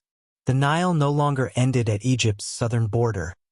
It now reached deep into Africa and Asia. Ahmose's successors, including Amenhotep I and Thutmose I, expanded Egypt's frontiers like never before. Thutmose I was the first to cross the Euphrates, confronting Mesopotamian powers and announcing Egypt as an equal to the great Eastern empires. His inscriptions carved into distant cliffs testified to a new Egypt, bold, proud, and unrelenting. In the south, Nubia was annexed and turned into a strategic gold-producing province. Fortresses were built. Governors were appointed. Egyptian art, architecture, and language flowed into the region. Nubia became not a colony, but a cultural twin, infused with the grandeur of Thebes. This was an age of temple building and architectural glory. Thebes rose as a religious and political center. At its heart stood Karnak, a sprawling temple complex dedicated to Ammonius Ra, the fusion of hidden divinity, Ammonius, and solar power, Ra. Pharaohs lavished Karnak with obelisks, pylons, and colonnades that reached skyward like prayer turned to stone.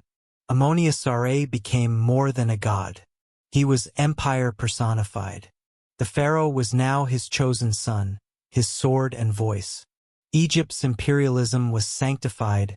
Warfare was not only politics, but ritual. To conquer was to expand Maat. To rule abroad was to preserve harmony at home. It was during this era that Hatshepsut, one of Egypt's most remarkable figures, rose to power. As a female pharaoh, she defied convention. She wore the false beard, used the male pronoun, and reigned for over 2 decades. Her mortuary temple at Deir el-Bahari, nestled elegantly against the cliffs, is one of the greatest architectural achievements of the ancient world. Hatshepsut was no warrior king, but she was a diplomatic genius. She launched trade expeditions to Punt, bringing back incense, ebony, ivory, and exotic animals. Her reign emphasized stability, commerce, and cultural flowering. Statues of her show a calm confidence, a queen in control of an empire. Yet after her death, her successor Thutmose III, the so-called Napoleon of Egypt, returned to conquest. He led 17 campaigns into Asia, subduing Canaanite city-states, battling Mitanni, and establishing Egypt's supremacy from the Nile to the Euphrates. At the Battle of Megiddo, he personally led troops through narrow passes, laying siege to a coalition of rebellious lords. The result? A new Egyptian empire, its influence stamped across the ancient Near East. Wealth poured into Egypt like never before. Gold, lapis lazuli, timber, cattle, chariots, tribute, and prisoners of war. Cities boomed. Art blossomed. Scribes chronicled victories. This was a golden age not just in ambition, but in achievement. Temples were adorned with murals of foreign conquest. Syrian princes bowing, Nubian chiefs kneeling, Asiatic prisoners marched in chains. These images weren't just celebration, they were propaganda, reinforcing the idea that Egypt was divinely mandated to rule all under the sun. Religion grew more intricate. Ammonius-Aray's priesthood became immensely powerful, sometimes rivaling the king himself. Offerings, land grants, and temple complexes expanded their wealth. While the pharaoh was God's son, the priesthood acted as his earthly intermediary, creating a delicate balance between crown and clergy. Pharaohs of the New Kingdom began carving their tombs deep into the Valley of the Kings. Unlike the towering pyramids, these hidden crypts were carved into limestone cliffs, sealed with curses, and adorned with celestial maps. The tomb of Thutmose III, snaking deep into the mountain, revealed a labyrinth of spells and stars, a celestial engine for eternal life. Daily life for Egyptians during this era thrived. Craftsmen in Deir el-Medina, the village of tomb builders, lived better than most, educated, organized, and respected. Their graffiti, letters, and personal belongings offer a window into the human side of empire. Under kings like Amenhotep II, Thutmose IV, and Amenhotep III, Egypt reached unparalleled heights of diplomacy and luxury. Palaces shimmered with imported cedar and lapis. Marriage alliances were struck with Babylon, Hutti, and Mitanni. The famous Amarna letters, a cache of diplomatic correspondence, show Egypt at the heart of an interconnected world. But even as the sun reached its zenith, shadows loomed. The priesthood of Ammonius was growing bold. The royal court was becoming decadent. And soon a radical king would rise, one who would challenge the gods themselves. Yet in this chapter, this empire of the sun, Egypt stood supreme. Her armies unchallenged, her monuments eternal, her name whispered from Anatolia to Nubia with awe, envy, and reverence. The new kingdom had turned Egypt from a river-bound kingdom into a cosmic empire, a beacon of light whose rays touched distant lands. It was quite literally the age of empire under the sun. In the heart of Egypt's most triumphant age rose a man who would shatter convention, defy gods, and reshape the spiritual soul of the nation. His name was Akhenaten, born as Amenhotep IV, son of the great Amenhotep III, and he would go on to lead one of the most radical and bewildering religious revolutions in ancient history. His reign, circa 1353 to 1336 BCE, became known not for conquests or monuments, but for faith, ideology, and rebellion against tradition. From his early years, Amenhotep IV was different. His features, depicted in statues and reliefs, were striking: elongated skull, narrow eyes, full lips, slender limbs. Was this merely artistic style, or did he suffer from a medical condition? Scholars still debate. But whatever the truth, one thing is certain. He saw the world through a lens no pharaoh had dared to use before. Early in his reign, Amenhotep IV began elevating a previously minor solar deity, Aten, the visible disk of the sun. Not the hidden, mysterious Ammonius, but the radiant, life-giving orb in the sky. Aten was not one of many gods. He was the only God, creator of all, revealer of truth, and the giver of life. This wasn't syncretism. This was revolution. Within a few years, Amenhotep changed his name to Akhenaten, meaning effective for the Aten. He declared that Ammonius and the traditional gods were obsolete. Their temples were closed, their wealth confiscated. In Thebes, the seat of Ammonius, his radicalism was sacrilege. To Akhenaten, it was truth incarnate. Then came his greatest symbolic act, the creation of a new capital. Abandoning Thebes, he built Akhenaten, modern-day Amarna, from scratch, on virgin land. Here, under the open sky, Aten could shine without competition. The city was filled with sunlit courtyards, open-air temples, and graceful colonnades. A design of devotion, not dominance. Art under Akhenaten transformed completely. No more idealized, muscular kings. Now the royal family was shown in intimate, tender scenes. Kissing children, dining together, basking in the sun's rays. The Aten, depicted only as a disk with rays ending in hands, was always at the center, blessing the family. It was the first time in Egyptian history that emotion replaced divinity in royal art. This new style, called the Amarna style, was fluid, human, and sometimes grotesque. Akhenaten's features were exaggerated, his belly round, his hips wide, and his limbs thin. Some saw divine androgyny. Others saw a king making himself into a mystical vessel, containing all of humanity within him. But while the art softened, the theology hardened. The Aten became a jealous deity. Worship of other gods was banned. Ammonius' name was chiseled out from monuments. Even inscriptions invoking the plural gods were erased. Egypt, a land of polytheistic tolerance for millennia, was now under monotheistic rule. Akhenaten composed hymns to the Aten, glorifying his light, his universal care, and his cosmic role.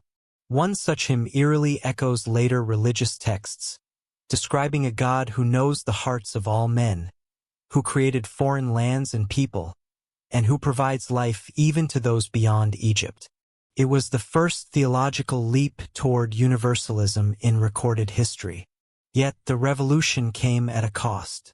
The powerful priesthood of Ammonius was dismantled, but so was the bureaucratic infrastructure of the state.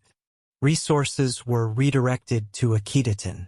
Military campaigns slowed. Diplomatic correspondence, seen in the Amarna letters, shows vassals pleading for help while Akhenaten remained detached, insular, and obsessed with theology. The people struggled. Traditional festivals were cancelled.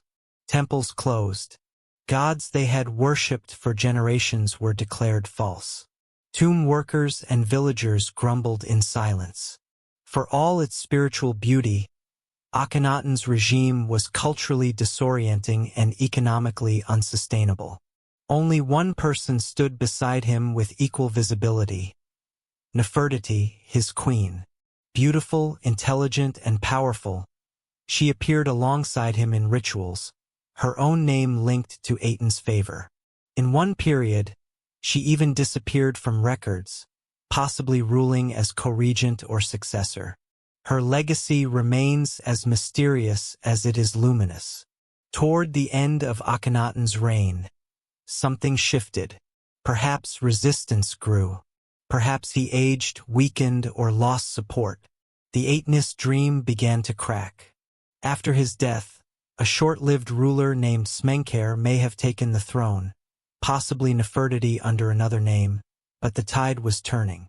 The next pharaoh was a boy, Tutankhaten, soon to be renamed Tutankhamun.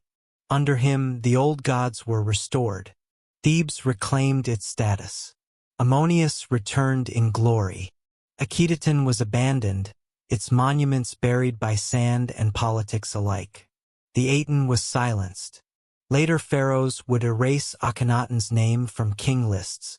His images were smashed, his city forgotten, his legacy condemned as heresy.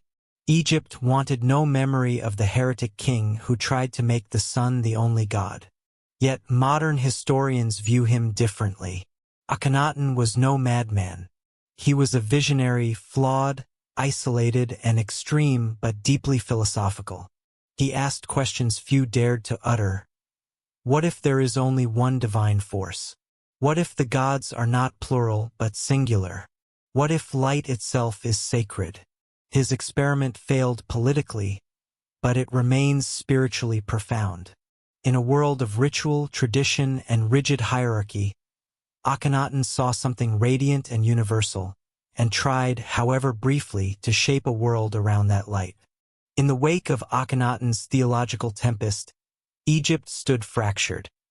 Its gods discarded, its capital abandoned, its empire weakened. Into this fragile world stepped a child, a boy no older than 9. His name was Tutankhaten, and he would come to symbolize not just restoration, but the enduring heartbeat of a civilization rediscovering its soul. Born during the height of the Amarna period, Tutankhaten was likely a younger son of Akhenaten, perhaps from a lesser wife. His childhood was lived under Aten's harsh glow, but even as a boy, the political winds around him had begun to shift. When he ascended the throne, he was not yet ruler, but a symbol, a vessel for Egypt's longing to return to balance. Tutankhaten became Tutankhamun, living image of Ammonius. With a single name change, the state announced its repudiation of Atenism and a renewed devotion to Ammonius Ra, Thebes' old, hidden god. The message was clear. The old gods had returned, and with them, Egypt's traditional order. The real architects of this restoration were his advisors, especially the powerful Vizier I and General Hormheb. These men understood that Egypt needed not just a young king, but a steady hand behind the throne. They orchestrated a careful campaign to undo Akhenaten's legacy, while protecting the young pharaoh's image as a unifying figure. Temples were reopened. Ammonius' priesthood was reinstated. The capital returned to Thebes. Atenist monuments were dismantled, and Akhenaten, the once sacred city, was abandoned to the desert. It was as though Akhenaten's dream had never existed. Yet Tutankhamun's reign was not one of vengeance, but of healing. He ordered new temples built to Ammonius, Ta, and Thoth. Reliefs portrayed him making offerings in the traditional pose, clad in ceremonial linen, crowned with the double uraeus. Statues of him began to appear across Egypt, often depicting a youthful, idealized king bringing Ma'at back to the land. Despite his age, Tutankhamun seemed to embrace his role with grace. He married his half-sister Akhenaten, daughter of Nefertiti, in a union that symbolized dynastic continuity. Together, they tried to embody the lost grandeur of their ancestors, even as their power was largely ceremonial. But the damage of the Amarna age lingered. Foreign powers had seized border towns. Nubian and Asiatic provinces questioned Egyptian authority. The international correspondence found in the Amarna letters shows pleas for gold, reinforcements, and attention. Egypt's enemies sensed its vulnerability. At home, the boy king's reign marked a renaissance of traditional art. The stiff, surreal forms of Amarna gave way to graceful lines and youthful vigor.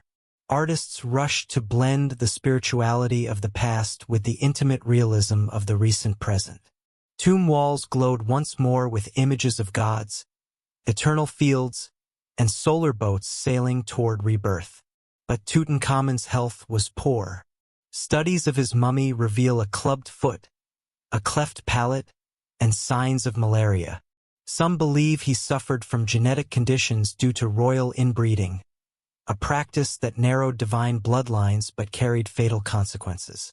For much of his short life, he likely ruled from a litter, carried rather than walking. At around age 18 or 19, Tutankhamun died suddenly. The cause remains debated: accident, illness, or infection, but the impact was seismic. Egypt's young hope, its child pharaoh of restoration, was gone before his promise could fully bloom. He was buried in haste.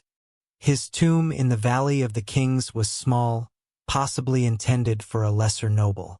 Yet it was packed with extraordinary treasures: golden chariots, thrones, canopic jars, jewelry, weapons, statues, and of course, the famous golden funerary mask, a portrait of youth, divinity, and eternity fused in luminous metal. For over 3,000 years, his name faded into obscurity, eclipsed by mightier rulers and grander monuments. But in 1922, when Howard Carter breached the sealed doorway of Tomb KV-62, the world rediscovered Tutankhamun, and with him, a lost Egypt glittering with memory and mystery. His mask became a symbol of Egypt itself, eternal, enigmatic, and beautiful. Yet beyond the gold and spectacle lies a deeper story: a nation's search for balance, the return of ancestral faith, and the brief reign of a boy whose death closed one chapter and set the stage for another. After his passing, I assumed the throne, followed by Horemheb, who sought to erase the memory of both Akhenaten and Tutankhamun, re-establishing the old order. Names were chiseled away, records amended, but the tomb remained untouched, perhaps forgotten, perhaps protected by fate or fear. Though Tutankhamun ruled only a decade and wielded limited power, his legacy is unparalleled. He symbolizes not conquest, but resilience. A child amidst the ruins, holding the sacred thread of tradition in trembling hands. His story reminds us that even in moments of collapse and confusion, the old ways can return, and the spirit of a civilization can find voice through the most unlikely vessel. After the death of Tutankhamun, Egypt stood at a crossroads once again. The young king had restored the old gods, but his short reign left a power vacuum that demanded a firmer hand. That hand belonged to Horemheb, a general not of royal blood, but of commanding will. With him, the pendulum of Egyptian destiny would swing from fragile faith to military precision and national resurgence. Horemheb had served under Tutankhamun and likely watched from the shadows as vizier I ruled. But once I died, Horemheb seized the throne with full support from the military. His coronation marked a new direction: order, discipline, and control. He was determined to erase the chaos of Amarna, not just the heresy, but the memory itself. One of his first acts as pharaoh was to systematically destroy Akhenaten's legacy. The names of Atenist kings were removed from records, their statues smashed, and their monuments buried. Even Tutankhamun, though restored to divine favor, was reduced to a footnote. Horemheb sought to rewrite history, positioning himself as the true successor to Amenhotep III. He initiated sweeping reforms of the legal system, cracking down on corruption and re-establishing justice as the foundation of Ma'at. Decrees were carved into stele across the land, proclaiming his intent to purify the bureaucracy and uplift the righteous.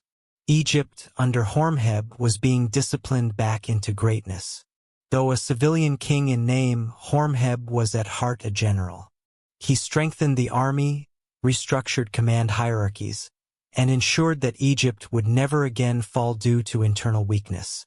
His reign wasn't filled with grand campaigns, but with the preparation for future conquest. Ironically, despite his power, Horemheb had no surviving heirs. In a calculated move, he appointed his trusted commander Paramesu as successor, a man who would ascend the throne as Ramses I. Thus began the 19th dynasty, a line that would usher in Egypt's most iconic rulers and most thunderous wars. Ramses I reigned only 2 years, but his importance lies in what he set into motion. A seasoned general and religious devotee, he solidified alliances between the military and the priesthood. His brief rule laid the foundation for his son, Seti I, to inherit a kingdom ready to expand once more. Seti I was a pharaoh of action. Unlike the reflective kings of the Middle Kingdom, Seti saw kingship as a divine warpath. His campaigns reached deep into Syria and Canaan, reconquering cities lost during the Amarna era. He battled the Libyans, the Hittites, and rebellious vassals, branding Egypt's dominance across the Near East. Inscriptions at Karnak's hypostyle hall, which he began, glorify these victories. Massive pillars, covered in triumphal reliefs, cast long shadows across stone floors where the sounds of marching feet once echoed. Seti saw his reign as a revival of Thutmosian glory, and he pursued it with relentless energy. Yet Seti also had a visionary streak. He initiated the construction of a tomb in the Valley of the Kings that would be one of the most lavishly decorated in all Egypt, filled with cosmological texts and painted stars.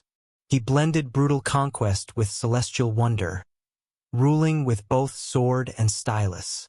His son, Ramses II, was co-regent during his reign, a prince raised in the halls of war, tutored by scribes, priests, and generals alike.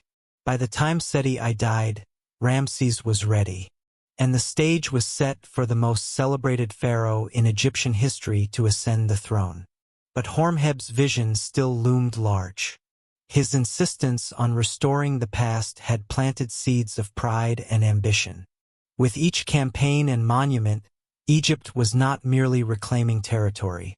It was performing an identity built on eternal continuity. The king was not just a ruler. He was a living echo of the gods. The 19th dynasty's propaganda machine was unmatched. Colossal statues, vast inscriptions, and stele in foreign lands reminded subjects and rivals alike. Egypt had returned. The empire was back. And this time it would not be passive or philosophical, but aggressive, towering, and loud. Yet underneath this grandeur, challenges brewed. The Hittites, a rising Anatolian power, were gaining strength in Syria. Egypt's ambitions in Canaan and the Levant would soon clash with theirs in a confrontation that would define an era. The priests of Ammonius, though grateful for the return of orthodoxy, were amassing power once more. Their temples grew, their estates swelled, and their influence crept steadily into politics. Egypt's kings still wore the double crown, but they now shared spiritual sovereignty with a divinely sanctioned bureaucracy.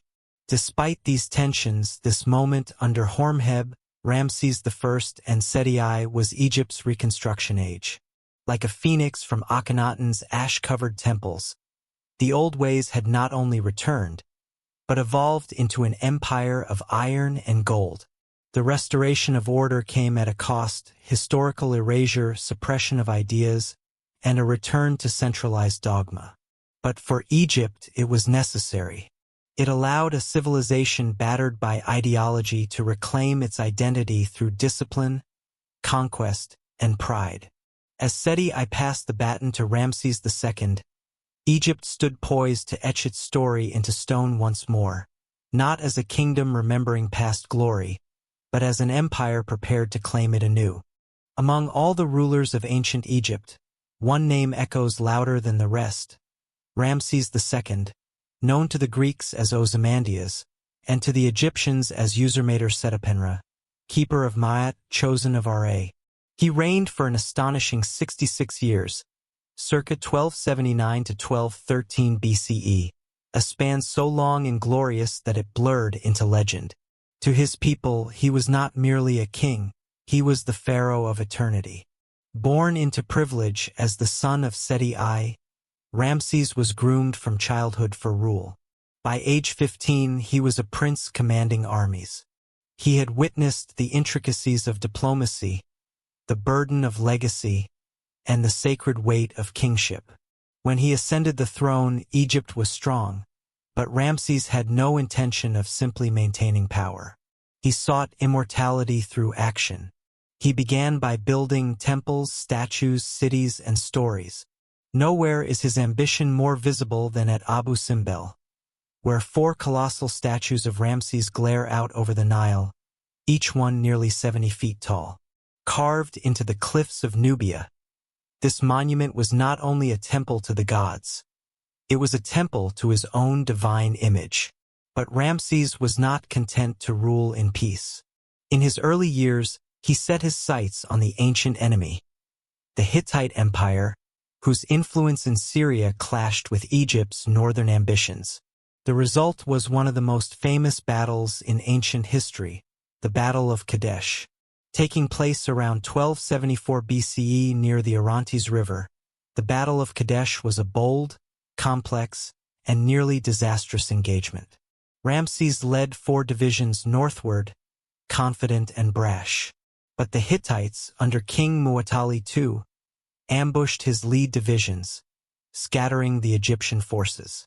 Surrounded, isolated, and nearly defeated, Ramses mounted his chariot and led a furious counterattack, charging into enemy ranks with divine fury. Egyptian inscriptions describe him as a god among mortals, a whirlwind of rage and light. Whether mythologized or not, his bold action turned the tide and saved his army from destruction. The aftermath was ambiguous. Kadesh was not a clear Egyptian victory, but Ramses seized control of the narrative. Temple walls across Egypt proclaimed it a triumph of heroism and divine favor. The Battle of Kadesh became the first recorded battle in history with detailed tactics, formations, and propaganda, etched in bas-relief for eternity. Ramses followed his campaigns with diplomacy. Years later, he signed a peace treaty with the Hittites, the earliest known surviving international peace agreement. Carved in Akkadian and Egyptian, it pledged mutual respect and alliance.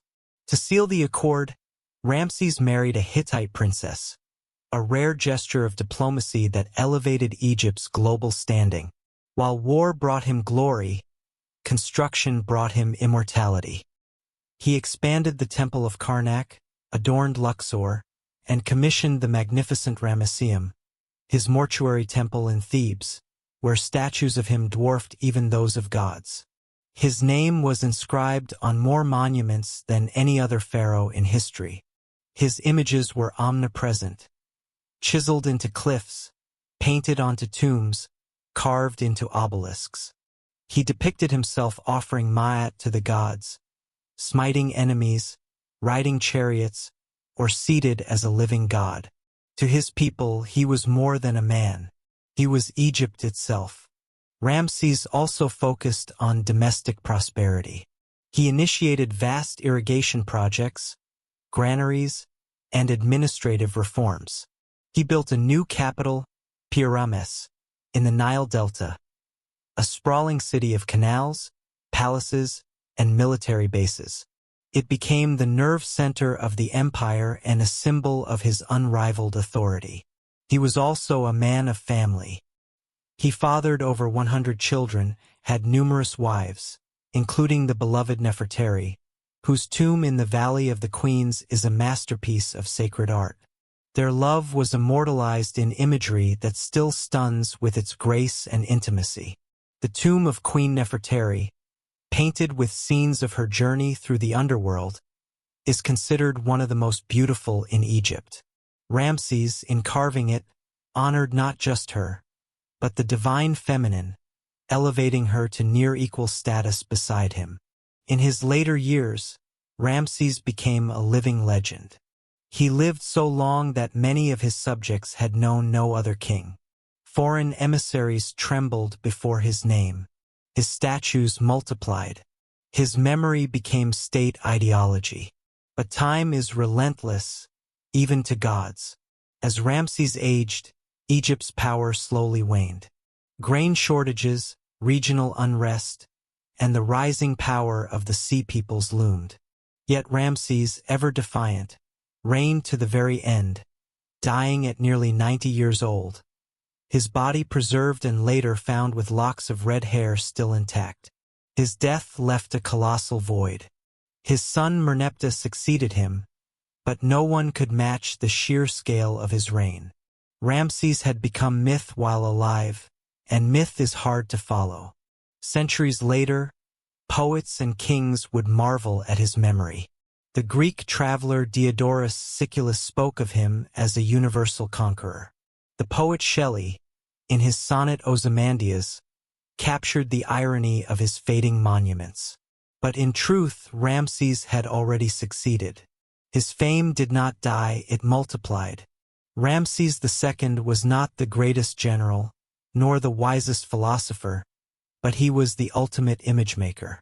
He understood the power of memory, of stone, of divine performance. He turned life into legend, and legend into immortality carved in granite.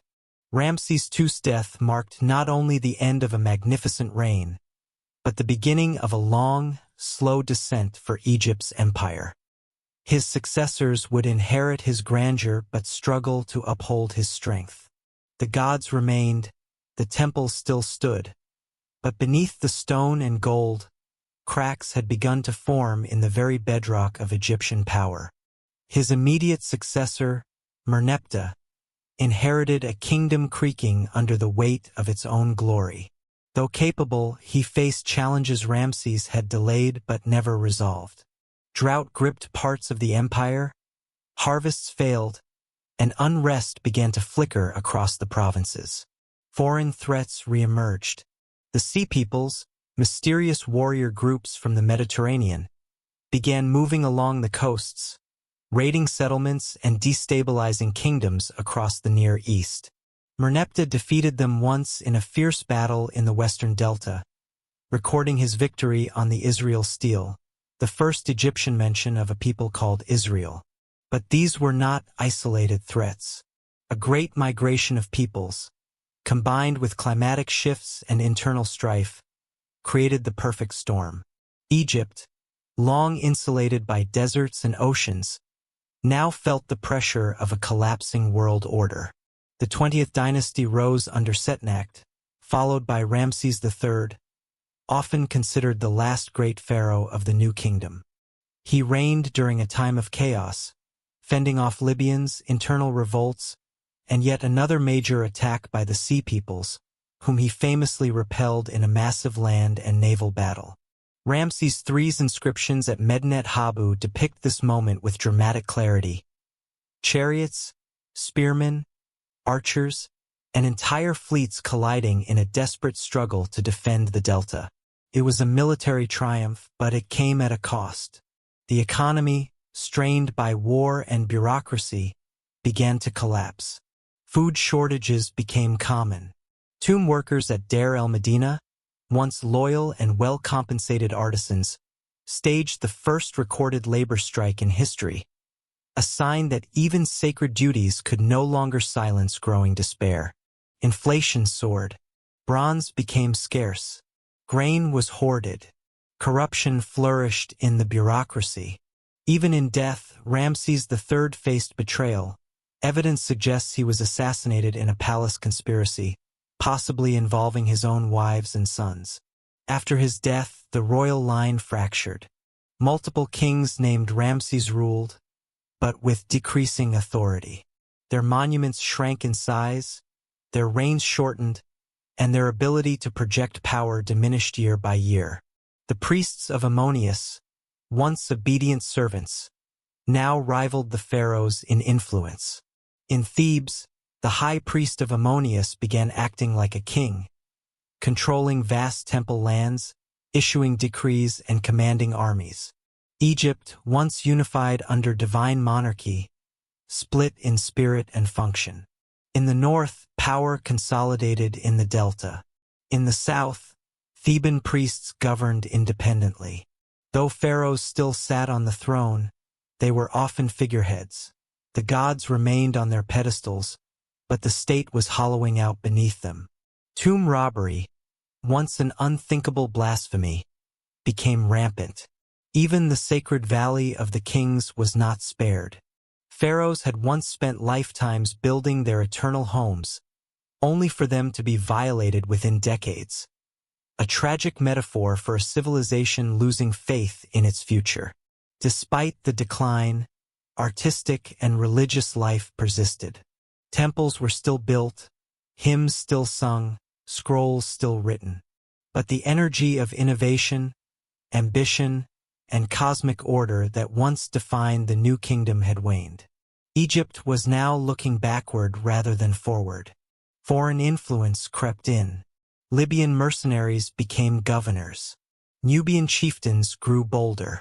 And on the Mediterranean coast, a new maritime power, the Phoenicians, began to rival Egypt's ancient trade networks. The gods did not fall, but they grew silent.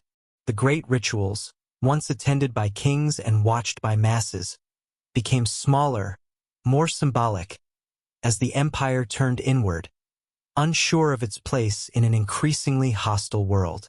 By the end of the new kingdom, Egypt had lost its empire abroad, its authority at home, and its grip on time itself. The great arc of Thutmose, Hatshepsut, and Ramses had passed. The monuments remained, but the power had moved elsewhere, to priesthoods, to local warlords, and to foreign ambitions. And yet, there was resilience still. In this twilight, Egypt did not disappear. It adapted, fragmented, evolved. The cycle of collapse and renewal, so deeply embedded in Egyptian theology, was not a myth, it was reality. Twilight is not night, and decline is not death.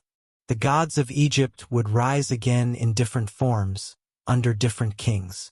But the golden blaze of the new kingdom, its conquests, its monuments, its faith and fury, had finally begun to fade into shadow. Long after the pharaohs had fallen silent, after their temples cracked and their gods were displaced, Egypt's memory endured. A memory too rich, too luminous, too extraordinary to fade completely. Though the empire fractured, and power passed to foreign hands, Egypt's legacy became something more than history. It became myth, wonder, and inspiration for all who followed. In the centuries after the new kingdom's decline, Egypt would be ruled by Libyans, Nubians, Assyrians, Persians, Greeks, and Romans. Each of these powers came not merely to conquer, but to inherit, to wear Egypt like a crown of gold, to lay claim to its divine prestige and timeless wisdom. The third intermediate period and late period saw a splintered Egypt, one where regional kings rose and fell, where the priesthood rivaled royal authority, and where Nubian kings from the south briefly revived old glories. Pharaohs once more built temples and restored traditions, but the soul of empire had changed. No longer the master of the world, Egypt became its sacred heart. Then came the Greeks. When Alexander the Great marched into Egypt in 332 BCE, he was hailed not as a foreigner, but as a liberator. He paid homage to the gods, offered sacrifices at Memphis, and traveled to the oracle of Ammonius at Siwa. There, he was declared a son of the god, a pharaoh by divine right. His successor, Ptolemy I, founded a dynasty that blended Greek rationalism with Egyptian mysticism. The Ptolemies ruled for nearly 3 centuries, adopting Egyptian customs, commissioning temples, and presenting themselves as legitimate pharaohs. It was a hybrid kingdom, Greek in language, Egyptian in soul. Under the Ptolemies, Alexandria became a beacon of learning. The Library of Alexandria, though later lost, was a symbol of humanity's greatest intellectual ambitions.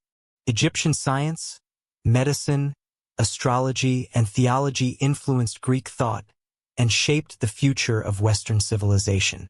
The last of the Ptolemies was a woman whose name still resonates, Cleopatra VII. A brilliant ruler and master of statecraft, she aligned herself with Rome's most powerful men, Julius Caesar, then Mark Antony. She was not merely a seductress, as history often portrays, but the final flame of Egypt's royal spirit. With her death in 30 BCE, Egypt became a Roman province, and pharaonic rule truly ended. But Egypt's story did not die. It transformed.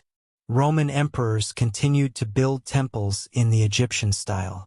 Statues of Isis and Horus spread across the empire. Egyptian motifs adorned villas from Pompeii to Gaul. Even as Latin replaced hieroglyphs, Egypt's spiritual language endured. Christianity arrived in the early centuries CE, transforming the religious landscape. Temples were closed, hieroglyphs forgotten, and gods once venerated were now called pagan. The ancient language and rituals slipped into silence. Yet even within the new faith, echoes of Egypt remained, in symbols, in saints, in sacred architecture. For over 1,000 years, the secrets of ancient Egypt lay buried beneath sand and time. The great temples were swallowed by dunes. The Valley of the Kings was lost. Hieroglyphs became indecipherable. Egypt's voice was mute, its stories sleeping beneath stone. Then, in 1799, during Napoleon's expedition, the discovery of the Rosetta Stone reignited the ancient spark. With it, scholars like Jean-François Champollion finally unlocked the language of the pharaohs. Hieroglyphs spoke again, and Egypt's silence ended. The 19th century saw a wave of Egyptomania. Obelisks were transported to Paris, London, and New York. Mummies were unwrapped in drawing rooms. Archaeologists and adventurers flooded into Luxor and Karnak, awestruck by what they uncovered. A civilization once forgotten became a symbol of eternal mystery. In 1922, Howard Carter's discovery of Tutankhamun's intact tomb electrified the world. For the first time, the modern world gazed directly into the golden gaze of the ancient. The boy king, once forgotten, became the face of Egypt's immortality. Today, Egypt's legacy surrounds us. It lives in the architectural lines of buildings, in the iconography of religion, in astronomy, medicine, philosophy, and mathematics. The pyramid remains a symbol of wonder. The eye of Horus appears on jewelry. The Ankh, once a sacred breath of life, is tattooed on modern skin. But Egypt's true legacy is not just in monuments. It's in its vision of time, death, and the eternal. It taught the world that memory could be carved in stone, that divinity could walk the earth, and that even the smallest life might pass into the halls of the gods. The ancient Egyptians believed that to speak the name of the dead is to make them live again. And so, with every utterance of Hatshepsut, Thutmose, Akhenaten, Nefertiti, Tutankhamun, and Ramses, we resurrect their legacy, not in flesh but in memory and reverence. Egypt was not merely a kingdom of gold and riverbanks. It was an idea, a belief that harmony, order, and the sacred could shape human destiny. It was an empire of time, where past and future met in cycles, and where mortality reached toward the divine. And though dynasties fell, gods were forgotten, and the desert reclaimed cities, Egypt endures. In history, in spirit, in symbol, it remains not only the cradle of civilization, but a mirror in which we still glimpse the dreams of eternity. This is not just the end of Egypt's story. It is a reminder that no civilization truly dies if it lives in the minds of those who remember.